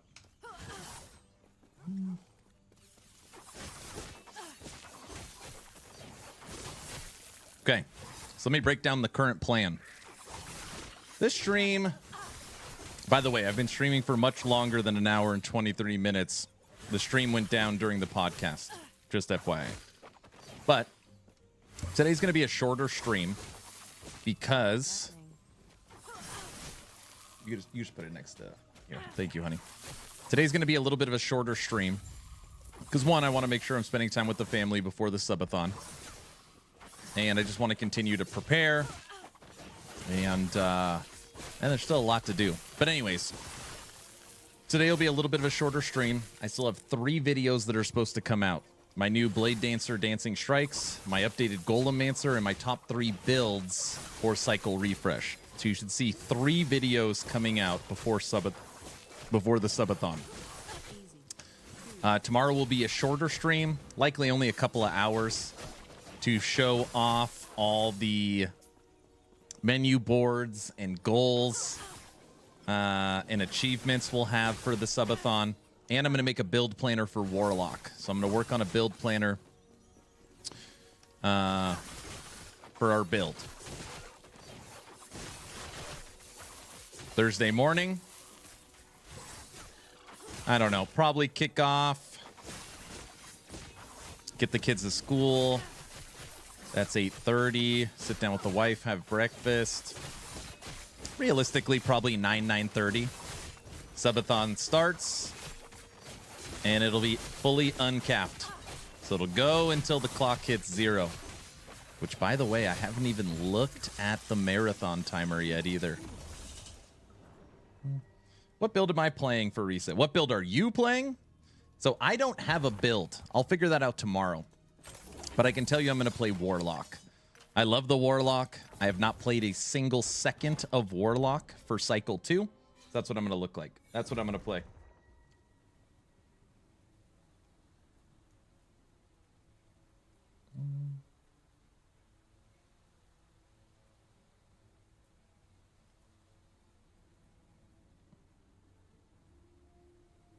Hype trains are scams now? What do you mean? Probably source, I don't know yet. Don't do mana stacking. That's too cliche. Can't do that.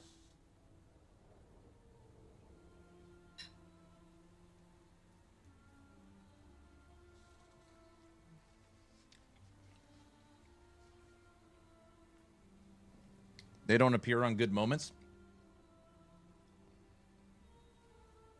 Twitch changed hype trains to come up on a time basis instead of number of subs. So I have mine set where, which is the minimum you can do, is I'm allowed to, I can trigger a hype train every hour. Save for Thursday. And we've already got all the polka.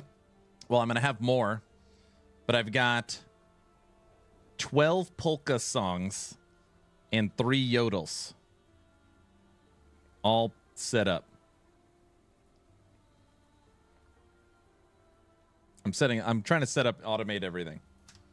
Which Forge Guard build uses the pet Forge Guard Forged Weapons? Forge Guard Forged Weapons. 23 tracks then. Right now that's what I mean done. Right now I've got 15 tracks. If you count the yodeling.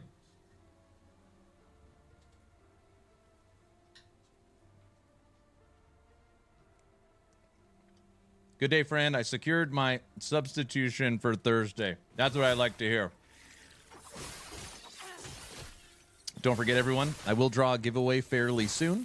As long as you're following the channel on Twitch, type in ! giveaway. Polka Mania. Try and get some new songs. Basically what I want, just so everyone's clear, is I want Aaron After Dark set. So have my chill jazz music ready to go. I want all the Hype Train polka music set and ready to go where I'm not relying on pretzel rock. And then maybe one other playlist for like, I need to save my voice. I don't know. So I'd like to get all music done tonight. Tomorrow, last minute, I'm figuring out the sleeping arrangements. Music tonight, all the goals tonight.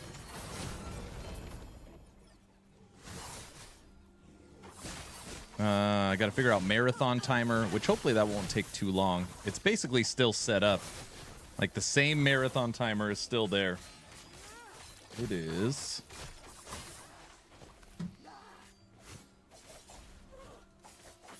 Negative 118 hours. Any build from it on max roll? I can't see it. I don't know. I don't look at max roll. If you're looking for forged weapons, Forge Guard. Hold on a second.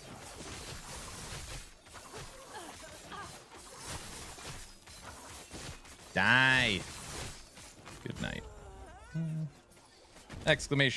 LE.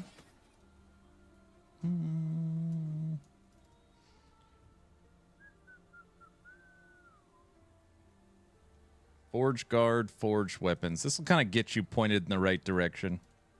I just updated it. Yeah. Mike's anything new? Nope. There was nothing on the podcast that would warrant me making a video. Yeah. Nothing new. But that's okay. Ooh, we found stealth.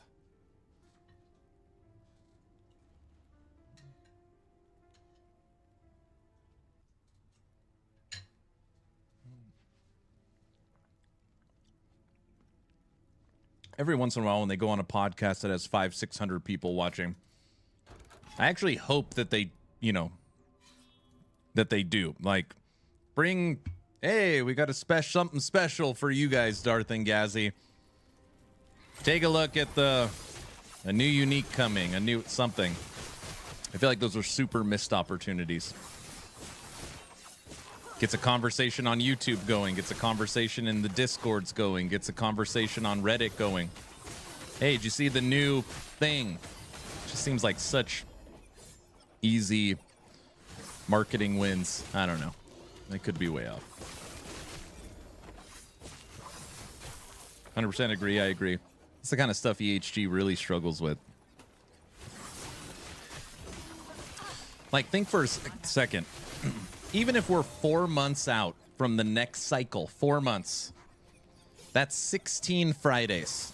Even if it was 18 Fridays, you're telling me you can't pull a piece of art to show off one thing a week?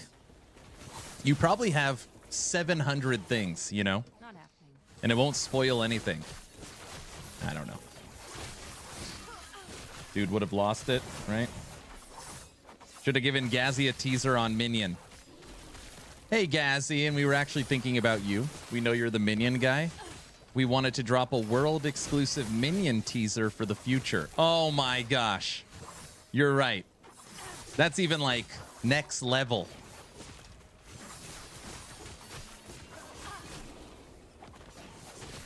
EHG would have 2 times their money if they just had a better marketing team and had fleshed out strat for marketing.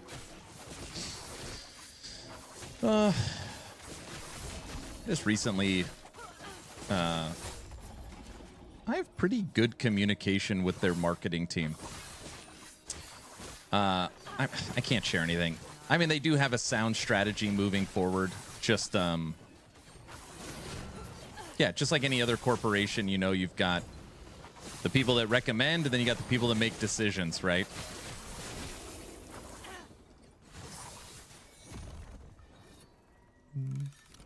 I know we both have our degrees in business management, but man, marketing wouldn't be so easy for someone. Wait, marketing would have been so easy for someone like you. You're really good at it. Thank you.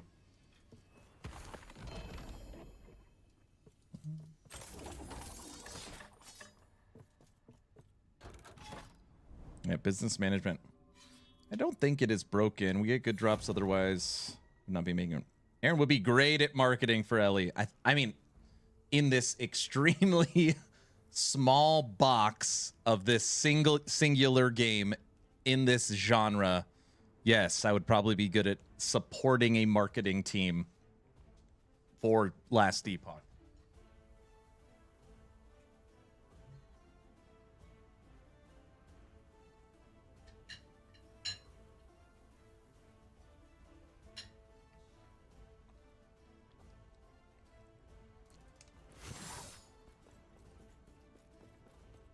Not happening.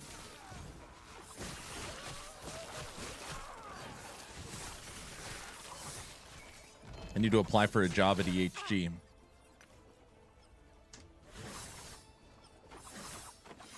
That's all a marketer needs is a singular company. Well, I think what would make me particularly useful, right?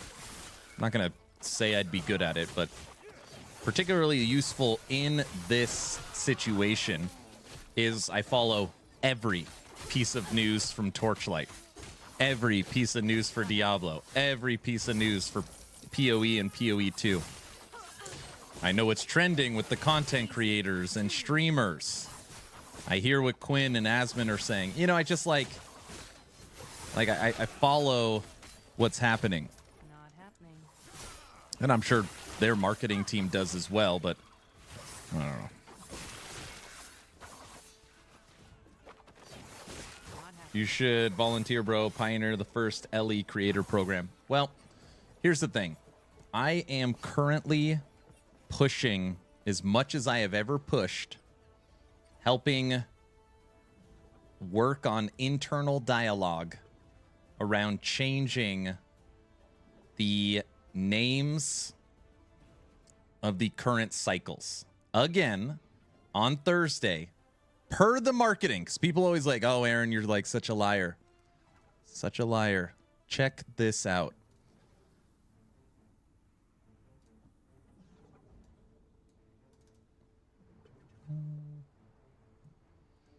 Written right here.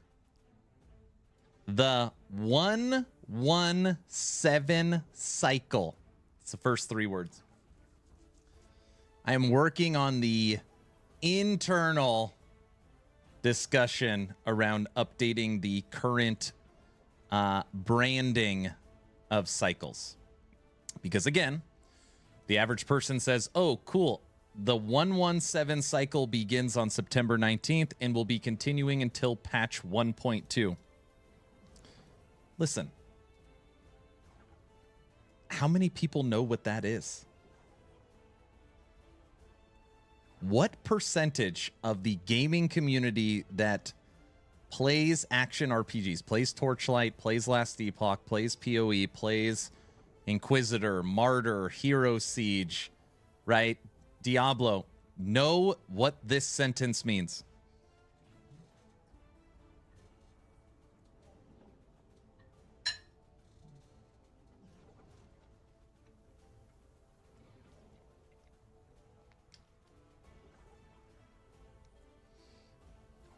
Mm, 4%? Less than 1%? Now, again, if you change to this, okay, right? Let's be fair. This word cycles says seasons,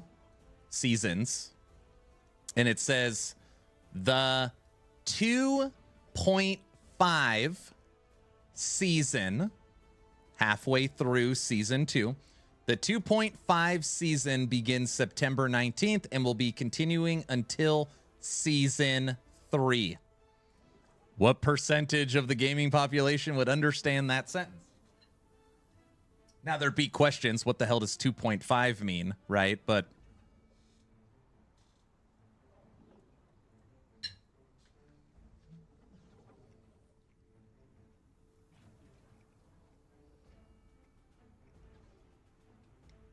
%. Now, people, I actually understand the argument of people saying they should keep cycle.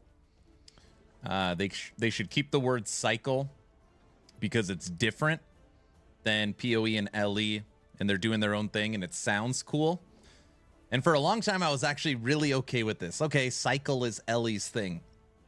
And the more I have thought about it, this is one of those really weird things where if you're really being honest with yourself, you are being different for no benefit, right? Because with the exception of Path of Exile, who calls it Leagues, Hero Siege, Grim Dawn, D2R, Diablo Immortal, D3, D4, Torchlight, when Martyr dropped all its seasons, like season is the universal word.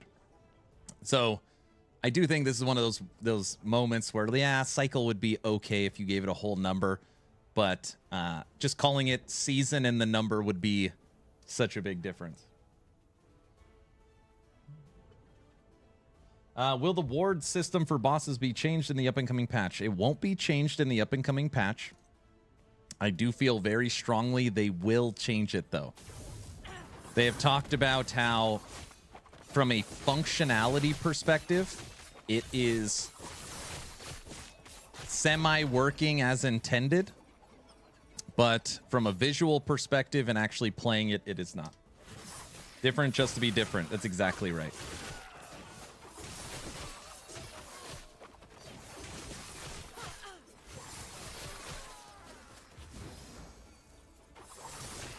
It should be cycle 2 refresh. Yeah, should be season 2 refresh. But yeah, you're right.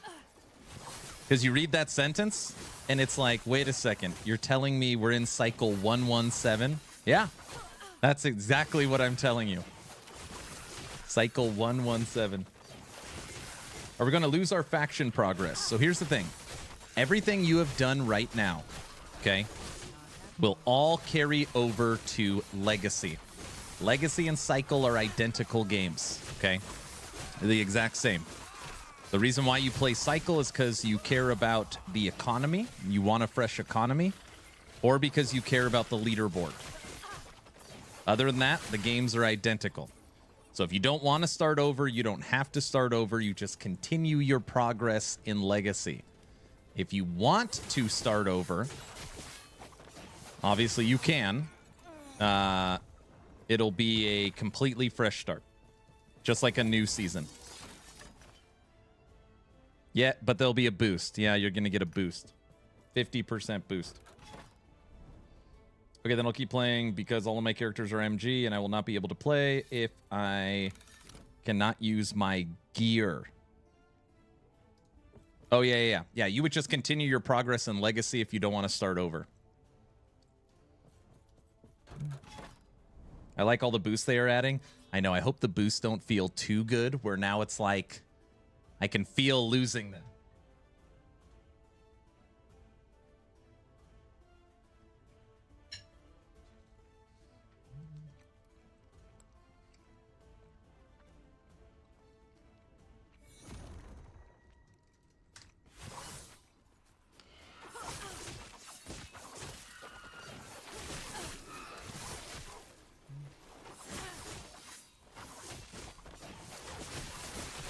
Booster a tad worrisome for me because, just like you said, don't want to lose it. Something later and it's gone.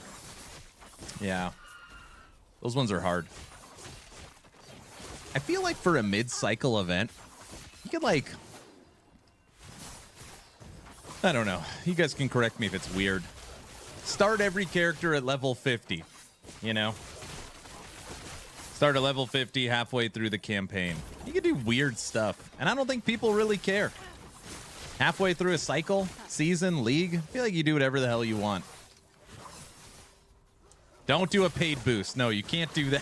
You can't do that. Where's Rotten at? The $100 to skip the campaign in Undecember. I think it's $100. Something like that. Expensive.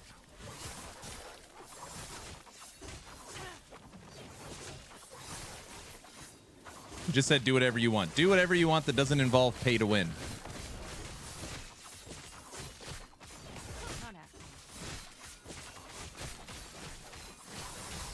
Just remove the main quest line after you complete it on the main, so alts don't have to.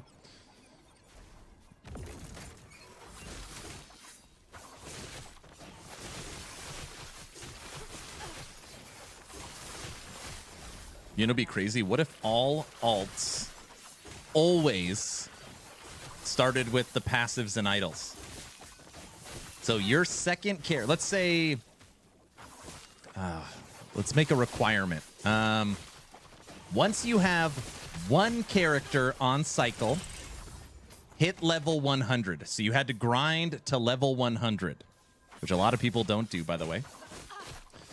But once that bar hits 100, all alts start with your passives and start with your idle slots. Who would be mad at that? I have 100. There you go. Not happening.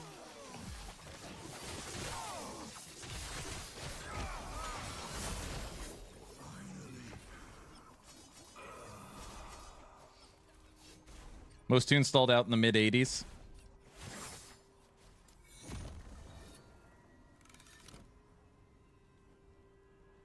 I'd pay for the Gambler's Fallacy quest to return. I have 100, and it is from pre-release. Okay. What would be a different criteria other than level 100? You can't do kill Aberoth. It's too hard.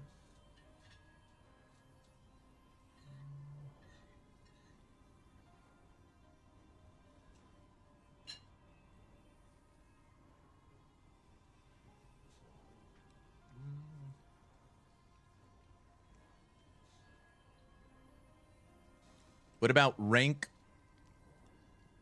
10 Forgotten Knights?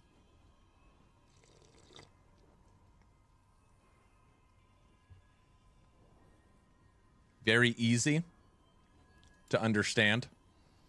Once you max your Forgotten Knights, which again means you've killed a tier 10 300 Corruption Harbinger. Something like that. I don't know. What if you reach the COF or market once per cycle and then cap TP to them? Go to 150 waves in the arena? I don't know. I'm very curious how many people actually play arena. It's been a long time since I've played arena. Fire penetration. 3 LP Hazel Root. 1 LP penance. Void and melee crit strike.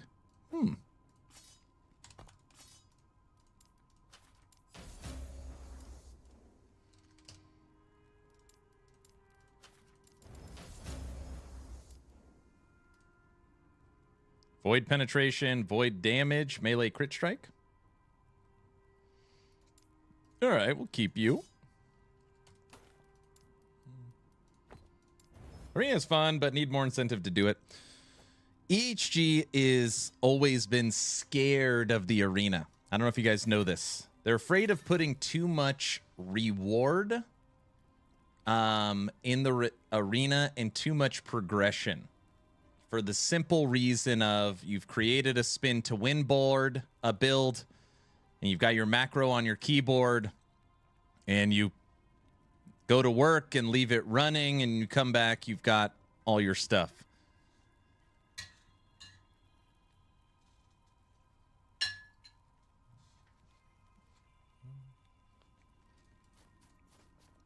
They're scared of that.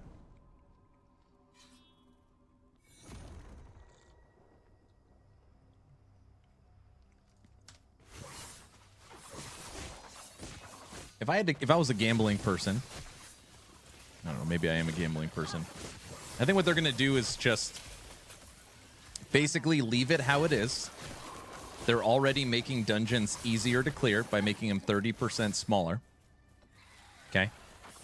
And when you jump through the dungeons to skip the campaign, which is already in the game, you get the passives and idle slots. So basically, they don't have to do anything. That would be a true campaign skip. Not happening. All you have to do is run 3 dungeons on tier 1, and you have all your idols and passive points. Be very, very fast.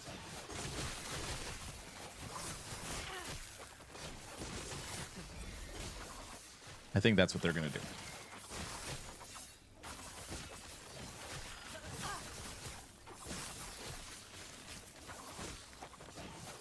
Count me in. I mean, just the campaign skip is already in the game. Might as well utilize it.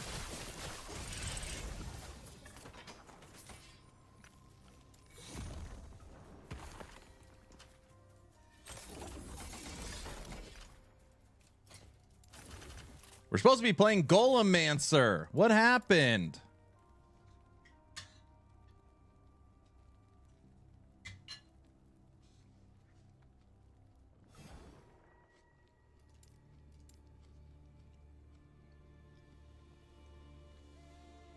I know I'm in the minority, but I like the campaign or arena. There's something relaxing about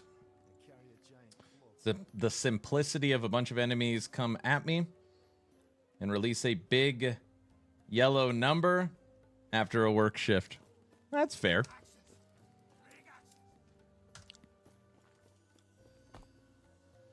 Be better if they just made it so that you can unlock idols and passives through playing monoliths. Well, I think, obviously,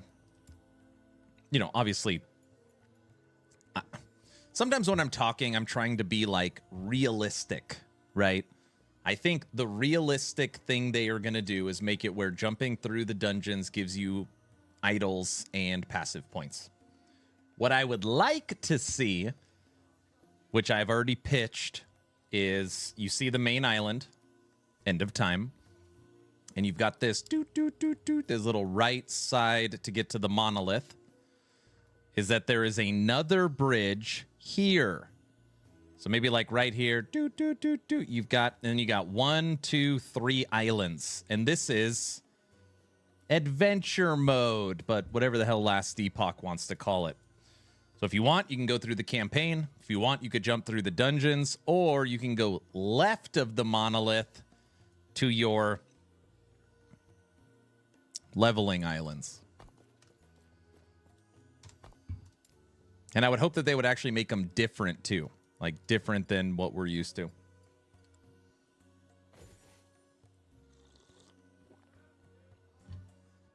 That'd be nice. That would be nice. All right, let's play Golemancer for a little bit. Don't forget, everyone, I am going to draw a giveaway. As long as you're following the channel on Twitch. I appreciate everyone watching on X and YouTube. Unfortunately, the giveaway can only run through Twitch. Type in !giveaway. Yeah, just more monos, but easier would be boring. No, I couldn't agree more. It would have to be some kind of... EHG's good at that. A monolith adjacent. I don't know. Something different.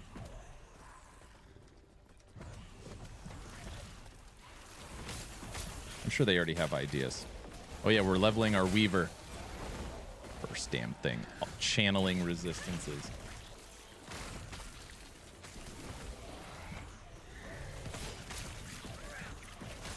Well, this next update, well, I'm sorry, not this update 1.17, but 1.2 coming next year, should be a true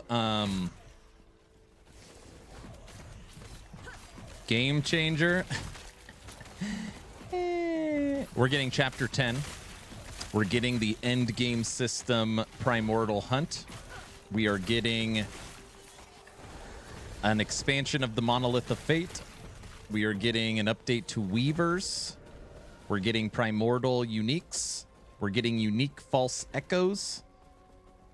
I mean, it's at least 2 endgame systems, including whatever the hell Monolith of Fate expansion. And we're getting the first time ever in their endgame procedural side zones. That's a lot. I'm back. I just tried Ballista Falconer. We talked about Unreal. Are you having fun? Was it that good? Oh, it's beyond 5,000 corruption or something? It's weird. I like a build that's strong, right? Of course. It's an action RPG. But I also don't want a build where it's like too strong? I don't even know what I'm saying. I don't know. It's just like a walking simulator. I want to think like a little. There's an update for Wolcen right now on Steam. Thought they gave up on the game. They did. We looked at Wolcen earlier because I wanted to see if it was down to $8 yet.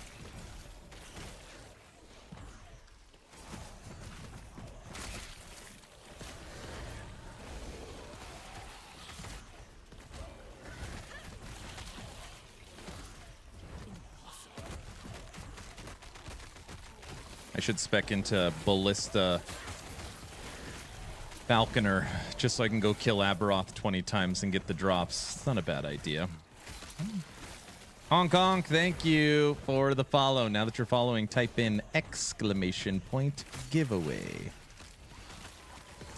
Mike said that it's like they threw patch 1.2 and 1.3 in a washing machine and gonna pick up things that matter most.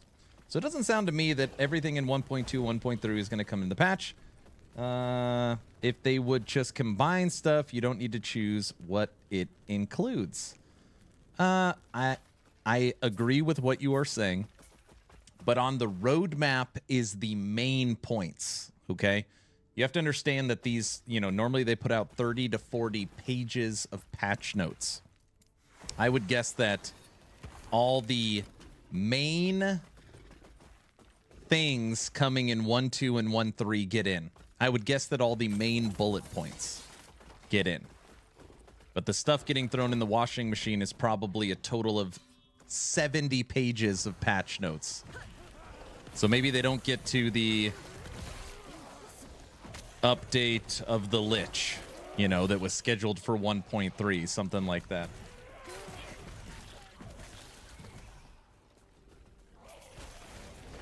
Suppose some trafficking cast ballistas much is too much fun.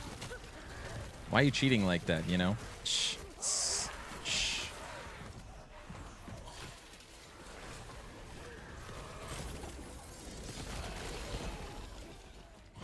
Either way, it'll be a double cycle.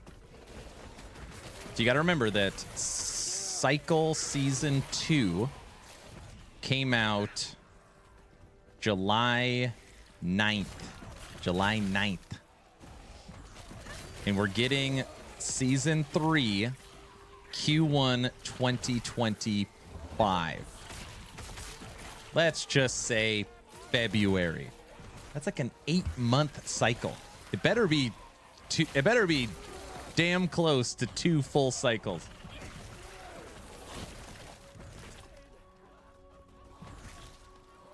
I'm pretty sure today is the day they closed the Wolcen servers. I like Wolcen at first, but has had a lot of bugs, never got patched, never really got built. A lot of people don't know this channel started, this channel's first, some of my first success came from covering Wolcen. My first build guides came from Wolcen. First relationship I really built with a studio was Wolcen Studios. So I got a soft spot for the game. But yeah, they really struggled in many categories.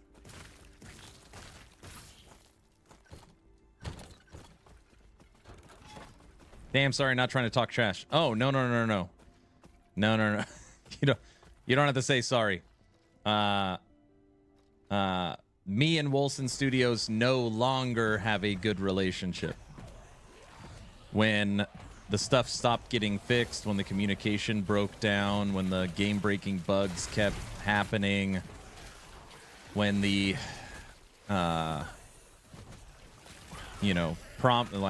empty promises, our relationship changed. So, never played Wolcen. Was it good? For as much hate as it gets, I think its final form is fine. They revamped the leveling. They added in the end of the story. They revamped balance. They added in new endgame systems with the war table. It's really interesting. The game is built on CryEngine, which is beautiful. A beautiful game engine. Not that the engine is designed for action RPGs. Part of the problem.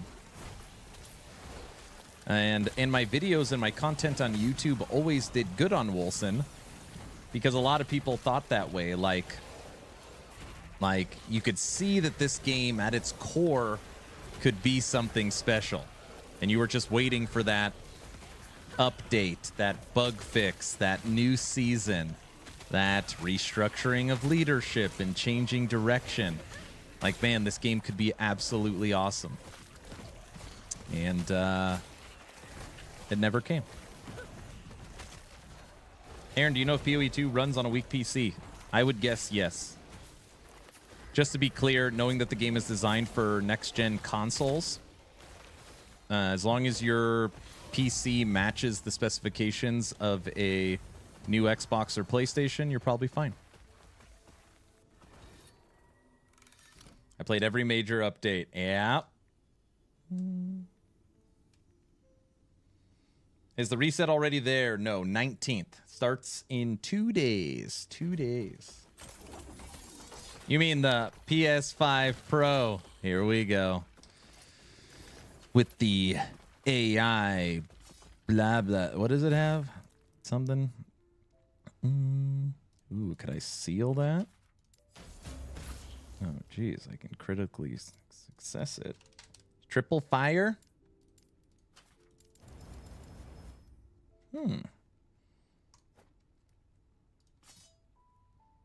Spell crit void damage.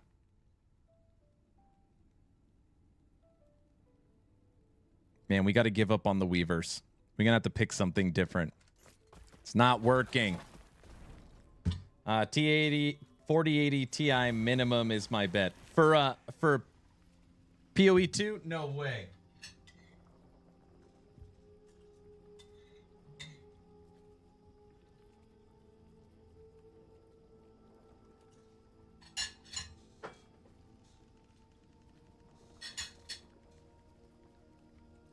To the bazaar. No.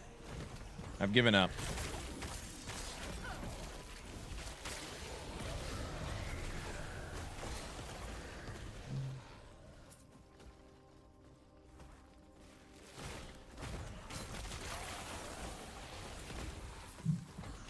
PoE 2 is a slower game.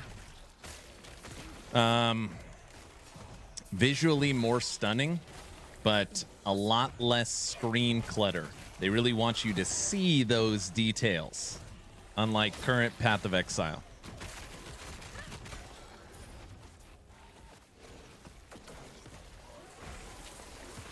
I've never seen a game ever... what's the highest I've ever seen? Oh, I know it. The highest I've ever seen is initially No Rest for the Wicked on Steam. I can't remember if it was a 4070 Ti or a 4070. But No Rest for the Wicked had a 4070 or 4070 Ti listed as recommended on Steam. That was the highest I've ever seen. And then through a few updates, they actually dropped it. They dropped it. They said the game got optimized.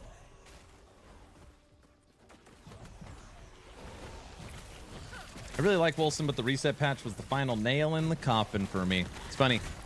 I was like, all right, I got to see how the story ends. Let me play. I logged in. My characters were like half reset. And I was trying to remember everything. And I was like, you know what? Never mind.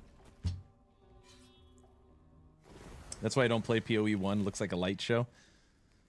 I have nothing against Path of Exile 1. I played it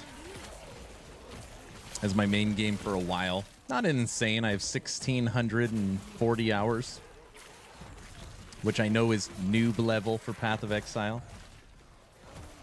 But we raided Rax the other day. A couple weeks ago, he was playing Path of Exile. Maybe 3 weeks ago. I don't know. I couldn't see what the hell was happening. And then we raided Hog. And also, I was like, bro, it just looks like you just see, it looks like fireworks. Yeah, I wouldn't like that. No Rest for the Wicked is 20 frames per second on Steam Deck. Damn.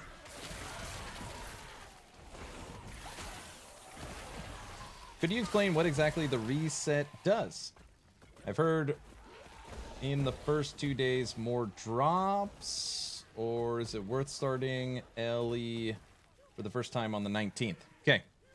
If you've never played Last Epoch before, you should wait 2 days, okay? Like, have your first experience be the newest possible experience. Here is what is happening. 2 days' time, there's a new mid-cycle event. Think of Path of Exile that's currently doing Gauntlet, or Diablo 4 that did their, like, Winter Blight or Torchlight. Like, it is not a new season. It's not a new league. It is an event inside of the existing season. And it's called the Imperial Uprising. And for the Imperial Uprising, we are getting a fresh economy. We are getting a fresh leaderboard because it's resetting everything. We are getting a new task and that is killing Loyalist, and the Loyalist will show up inside of every monolith, and there'll be a social post tracking how many Loyalists we kill, and there'll be a cosmetic reward for the event. We are getting the most advanced organization of any action RPG in the market with stash tab affinity or priority. We are getting loot lizards, last Epoch's take on treasure goblins. We are getting updated UI scaling. We are getting updated bazaar search functions. We're getting an update to Warpath. We're getting the ability to respec all of our passive points.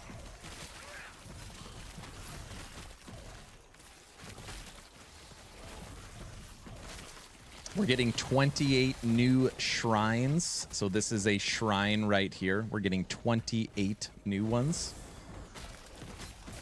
It'll just be like a new fun event. That's everything I could think of off the top of my head.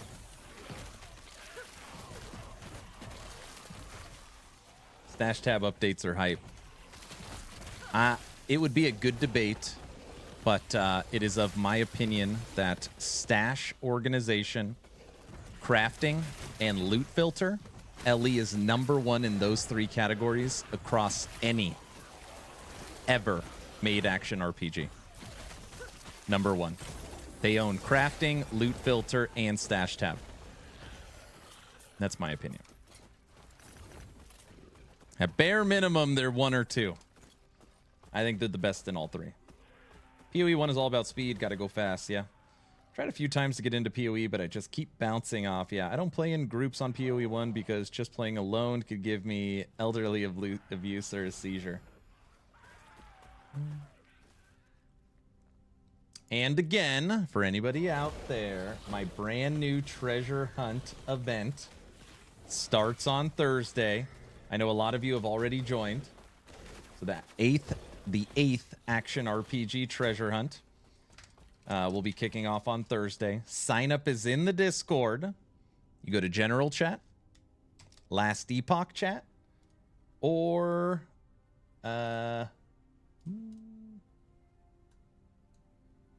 announcements.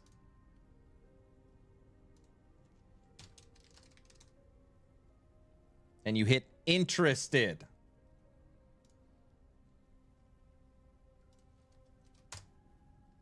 There's the link to the Discord. Crafting is great for sure. I agree and disagree. Just because PoE's crafting and setting loot filters is so complicated. Okay, so I'd argue that maybe PoE 1 loot filters beats LE, but to be honest, I'm not being able to understand how to make them myself is where LE shines. LE loot filters are easy to understand. So, normally where this conversation comes up is that where Last Epoch really crushes, and I think most people would agree, not everyone, is that one of their design principles, Mike actually brought it up in the stream today on Tavern Talk, is that everything they make should never require a third-party program. So, for example, their stash or their loot filters, you don't need a third-party program. Crafting doesn't require a third-party program. Understanding something, they've got a great game guide that people don't use. What is chill? Chill tells you exactly what it is. So, my argument to what you are saying is that I think where LE beats PoE in the loot filters is, yeah, they're easier to understand. They have almost just as much customization, but also it doesn't require a third-party tool.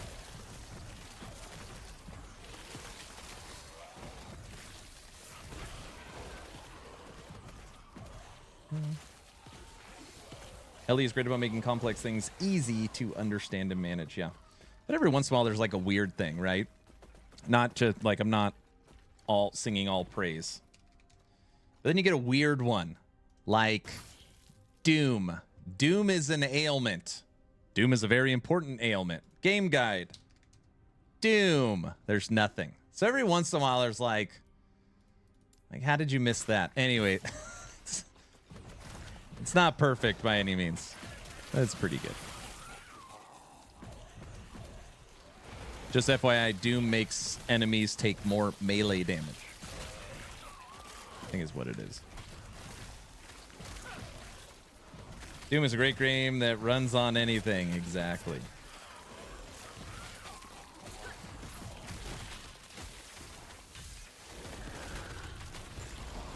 Yeah, Ellie, you could truly go in and play blind without looking at a guide, unlike PoE. Yep. Yep.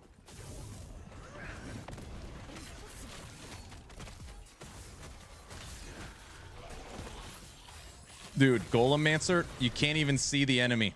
The exiled mage was in there somewhere. Smoke-defied. Look at that.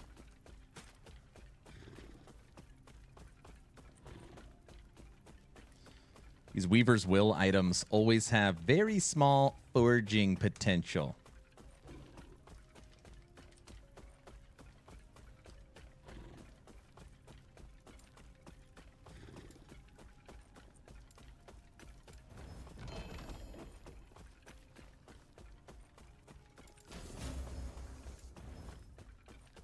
Minion damage, health regen, dodge. Nope.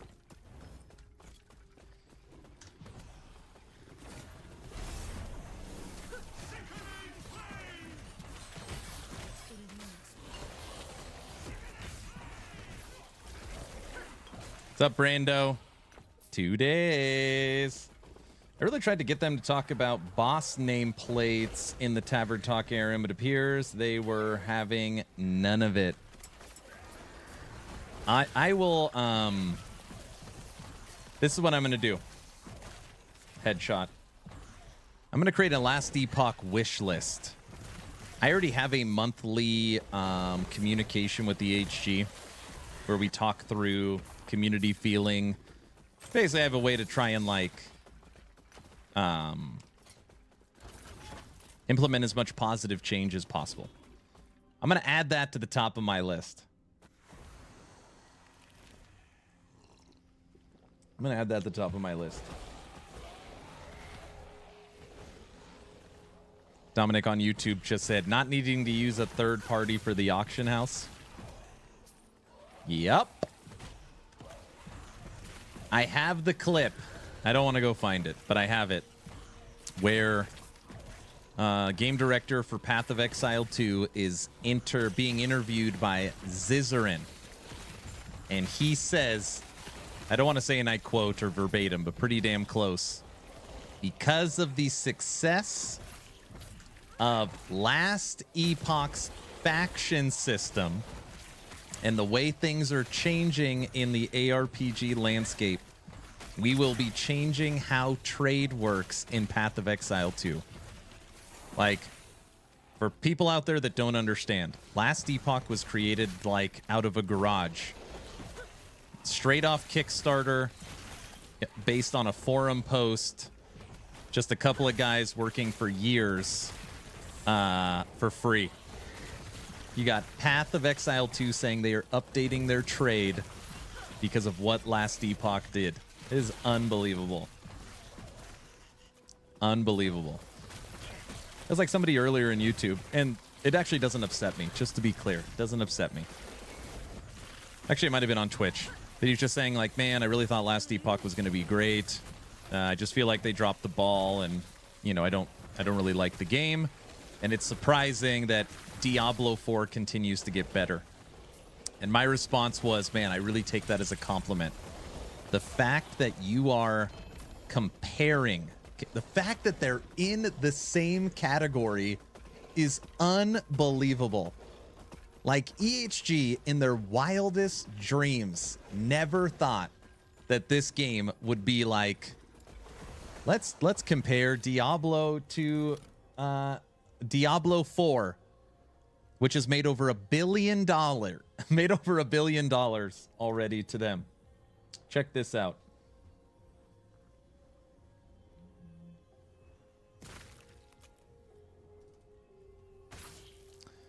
This picture's 5-6 years ago.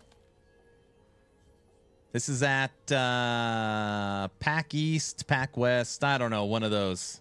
There's Judd when he still had hair. The last Epoch team.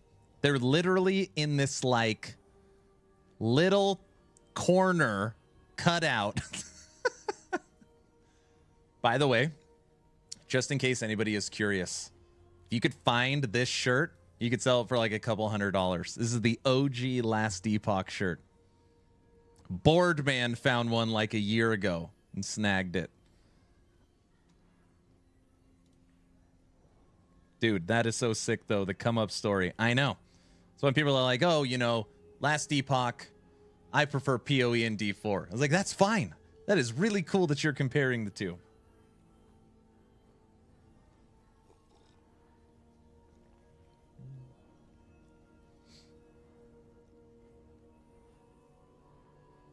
Give me the merch store in the HG. Yeah, I know. What's actually funny, if that shirt made it to the merch store, which likely it wouldn't, because that's the old design. It doesn't look like that anymore. But yeah. Anyways. The moment people sell a popular product, you lose your hair. Scaling with the popularity of product. Exactly. Exactly. LE's trade system sucks, though? Why? Are you saying because you can't buy and resell?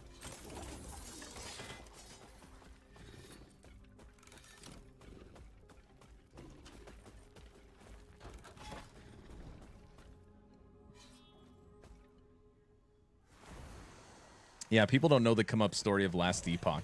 Just like, oh, I heard of this game because I play Diablo. Is it any fun, right? And I feel like it adds a lot to the game if you know the story. At least it does for me. It does for me.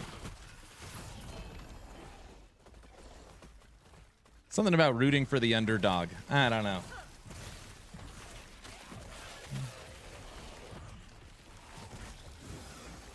It's pretty cool. So on Thursday with the update to the bazaar for LE's trade, we're now going to be able to search by affix tier and the roll range. So you could say like, I want a T7 hybrid health Citadel boots, and I want the roll range of hybrid health to be like a 90% roll. So to be honest, that was me. I started on ARPGs with D3, moved to PO1, then D3 grew stale, got overwhelmed, largely quit ARPGs. Still, I found LE. It's just unfortunate. Like a lot of people that are newer to the genre that hear about the game, normally it's like they immediately like, oh, like a new action RPG, how fun. I love Diablo. And then they get it and it's like, nah, the visuals, it doesn't look as good as Diablo. That is like the main complaint I hear normally, is obviously this is built on Unity. And if you saw what this game used to look like, oh my gosh. Like,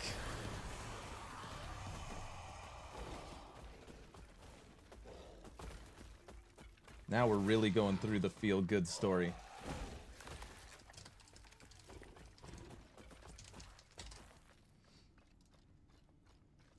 Okay. You guys have been watching me play, right? See the fire of the zombies and, right, get a good look at the visuals of the game. Combat, fluid, shading, lighting. Right?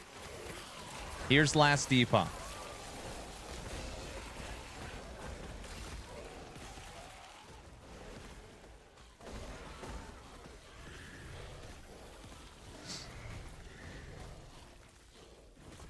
Come on.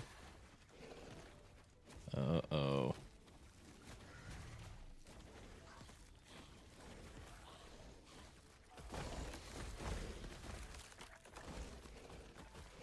It's making me look bad now. Why's it got to do that? Why's it got to do me like that? There's no way they took this video down. Freaking way.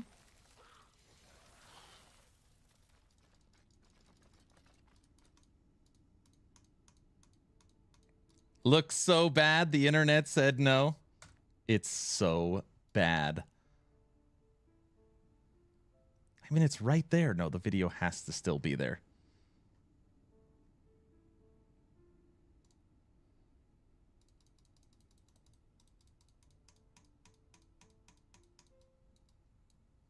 That sucks. I can't play it. I don't know why. I don't know why. If you saw the video of the LE we used to play to now, you would say the visuals are incredible.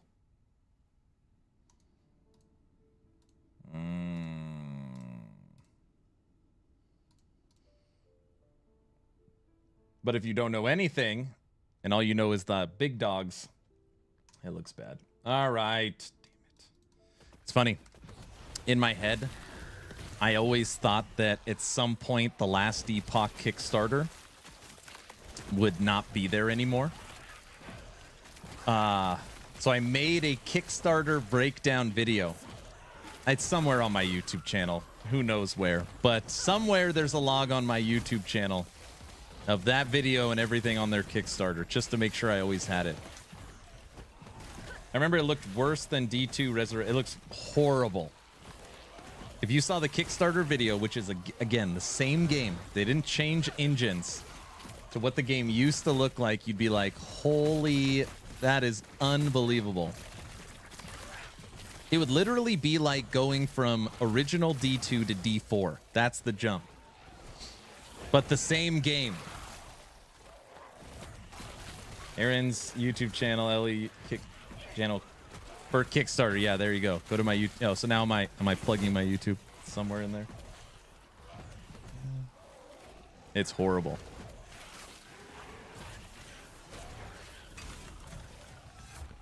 I wonder if I could just stand here and stay alive. Yeah, we'll test it.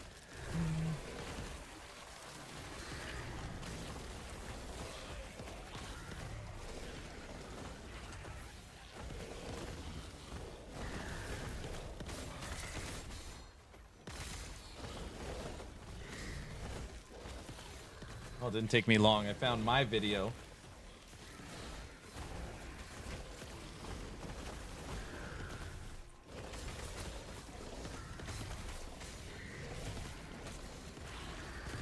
Last Epoch. This is the same game. This is the same game I am playing right now.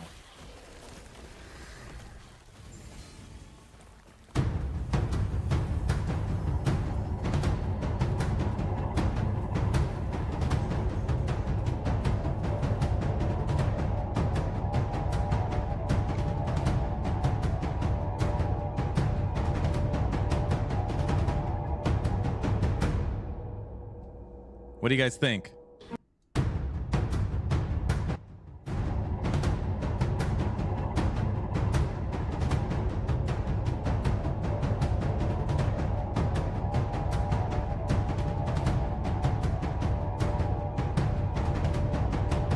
Same game, same engine.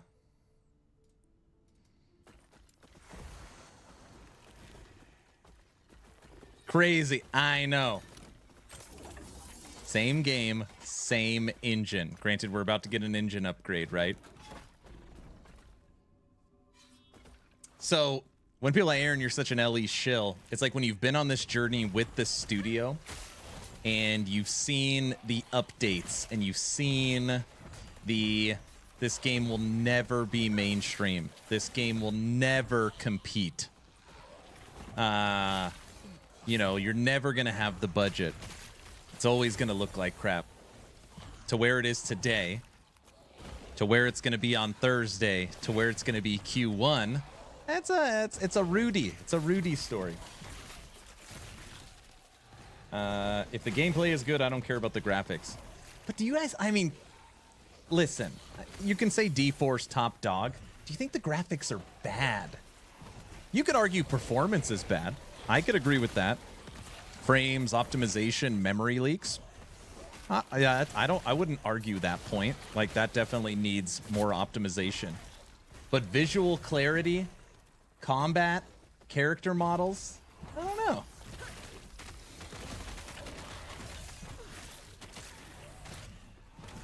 Game went from Torchlight 0 to Diablo 5, right? D4 gameplay sucks. Their graphics are top tier, though. They're great.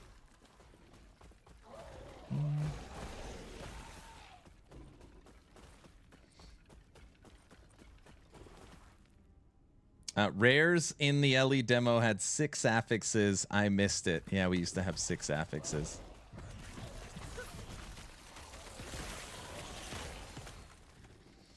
I'm going to shill out hard now, but I like LE's art style better than D4. D4 has much higher fidelity, but LE just appeals to me more. To be fair, Blizzard has always been fantastic with graphics and cinematics. Yeah. Always been surprised they never went into, like, maybe not like feature-length films, but like short stories, and I don't know. I mean, do you pick a good game or a POS trash game that has good GFX like D4? Rich, I think you actually know the overall answer to that question, to be honest with you. I wish they made more movies, right? The cinematics in D4 are unbelievably cool, yeah. I mean, they tried once with the WoW movie.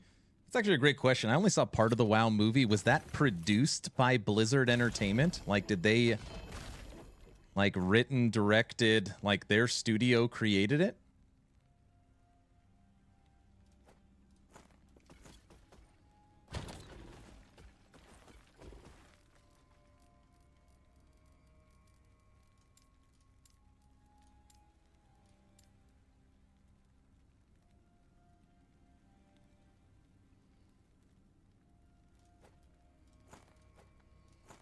So far, that has been the best Weaver we have found, because it has a T7 minion health regen on it.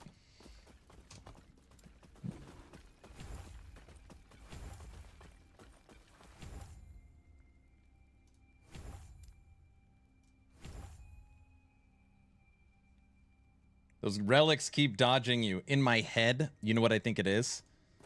Can you get level to mage on a Weaver? I don't think... Is every affix available? That's where my head's going. There's none available in the shop. I've slammed 12.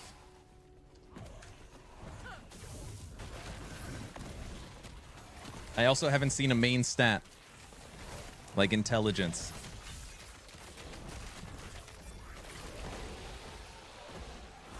Ooh. Not Blizz, but the same studio that made the Castlevania anime. Got it.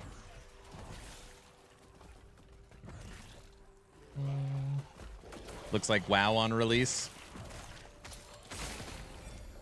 The overarching point that I'm trying to make that started this whole conversation was that the person that doesn't know anything about Last Epoch, right? That watches the movie Rudy, but only catches the last 10 minutes. I truly do understand when it's like, this doesn't look as good, it doesn't play as good, it doesn't have as much end game. Like, I understand where they come from. But for the community that's been around for a long time, that knows the whole story, it's easy to fall in love with the studio and the game because of what they've been able to, like, create, what they've been able to, like, push through. I mean, it's unbelievable. Like, that's what I'm trying to say. Yes, you can. The RNG is not with you on the Weaver. You used it all up with slams. You're sure? Because I feel like I keep getting the same affixes over and over again.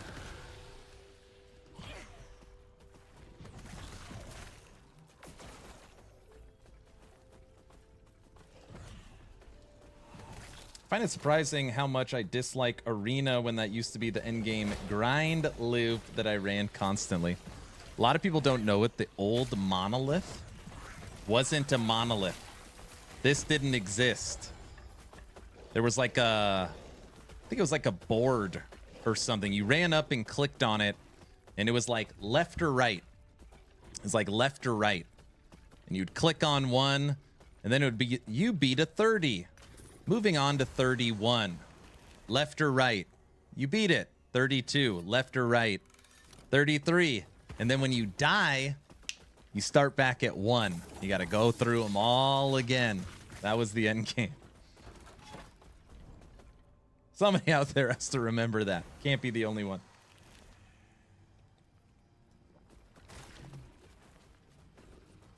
I don't remember that, but I remember talking to the old man. Dude, I for sure have videos of it. I mean, I have 700 last Epoch videos.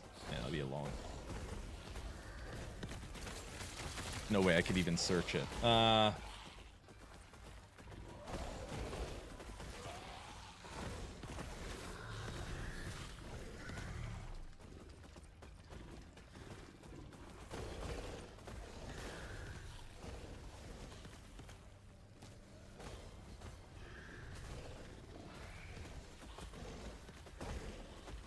Gosh, I'm so afraid to click on these videos.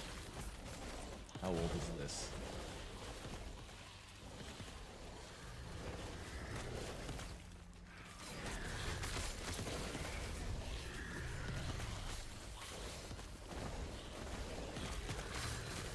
July 31st, 2020, over 4 years ago.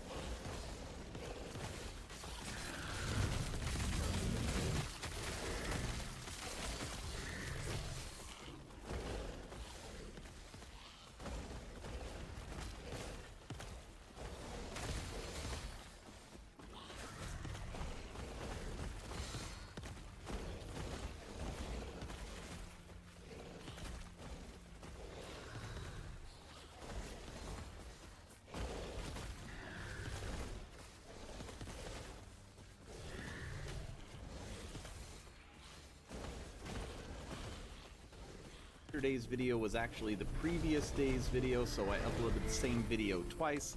I don't know how can push high-end monoliths, and I want to be able to prove it to you.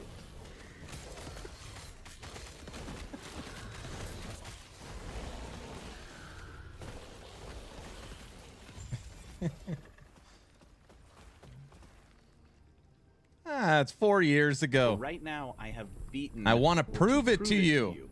So right now, I have beaten Timelines Conquered 40. Show you right here. There it is. See, it's like a wall. Timeline Conquered 40. Monolith of Fate. You either pick left or right. There's only 2 options. This was the end game. It's 4 years ago. 4 years ago. Damn. Monolith of Hey, Fate. guess what build I'm playing? See top left? Fire Necro. Alright, build up this little army before we go. Kind of what I'm doing now and I'm not paying attention. I was so bad at mixing the audio, you can't hear me talk because the game is turned up too much. Now, if this run is relatively quick, I will also run another one just to continually show you what the build's capable of and what it is. We're looking for a new action. Oh, by the way. By the way, back then, there wasn't minion limits. I have 34 wraiths. There's no minion limits. RPG. I know it's early access and it doesn't have multiplayer, but the last Epoch is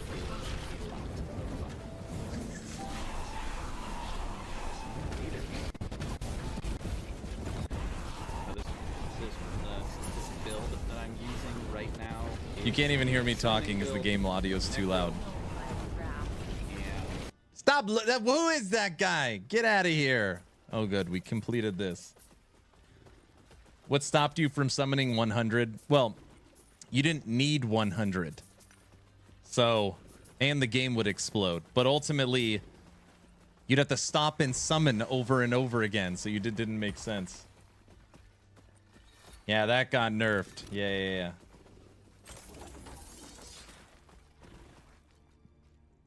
How funny. Anyways, there. Hey, that was actually pretty quick. See? I wanted to show you guys what the old monolith looked like. And you got to see it.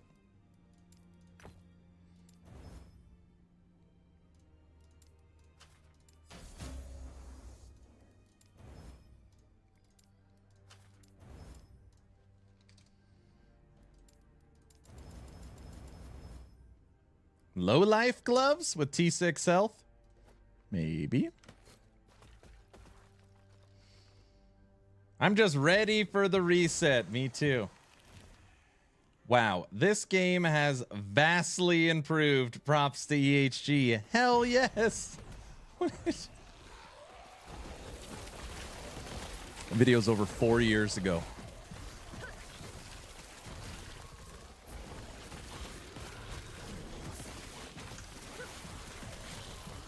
I know, look at the visuals now. This is a huge update. Huge upgrade.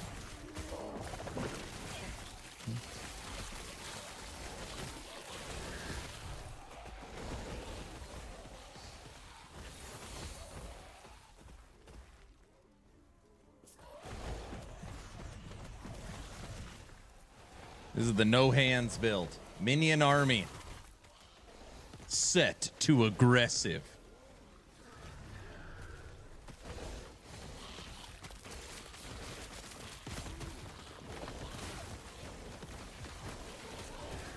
Our health regen's too high. They shouldn't be able to kill us.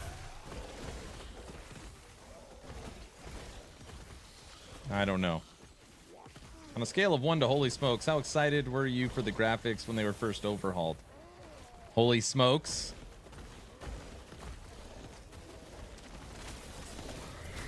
Even from the pre-launch beta to the full release, the graphics updates blew my mind. I know. What they were able to accomplish is unbelievable with Unity.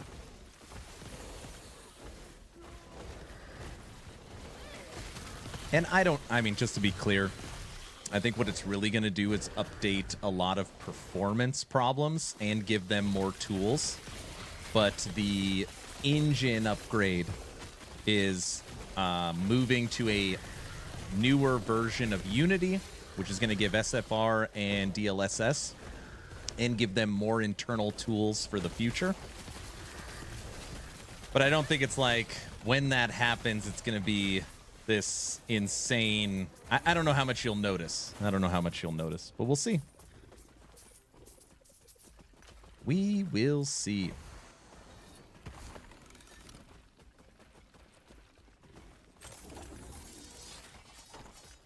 All right. I feel good. I feel good. Let's draw today's giveaway. Probably notice mostly stability changes, honestly. That's fine. I'll take that. My favorite was the Captain America build, was the top tier way back when. I don't know, because I mainly play offline. You're an offliner. Do you edit your save files? Bad. Let's see where we are with our 15 characters. If you don't know, I have 15 characters. The reason why is because there's 15 masteries. Necromancer 100. Blade Dancer 95, Beastmaster 100, Marksman 97, Falconer 97, Void Knight 98, Shaman 98, Warlock 100, Forge Guard 95, Druid, Naked and 100, Paladin 100, Spellblade 98, Lich 91, Source 100, Rune Master 100. Officially, my least played character. Crit Lich. Level 91.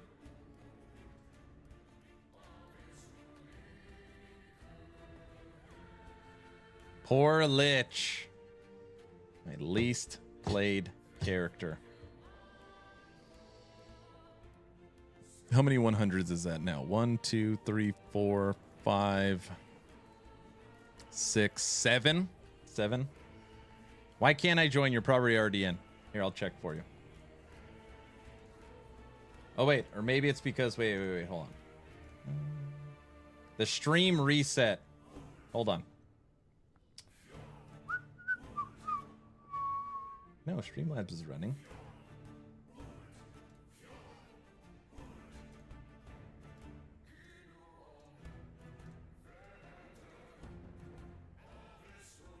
Uh-oh. Let's kill the browser.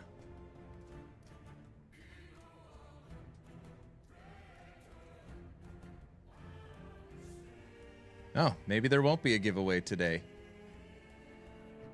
It's for sure letting people join.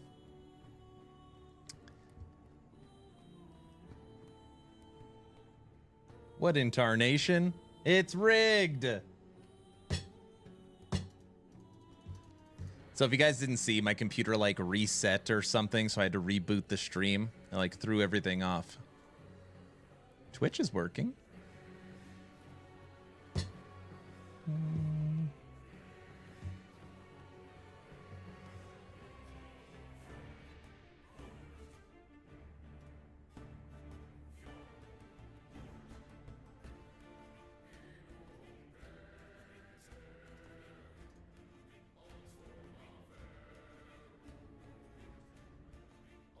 Just to be clear, so you guys believe me. Look. Streamlabs. This is the button that pulls up the giveaways. Click. Stupid game. It's just spinning. Spinning, spinning. Twitch is holding me back for real.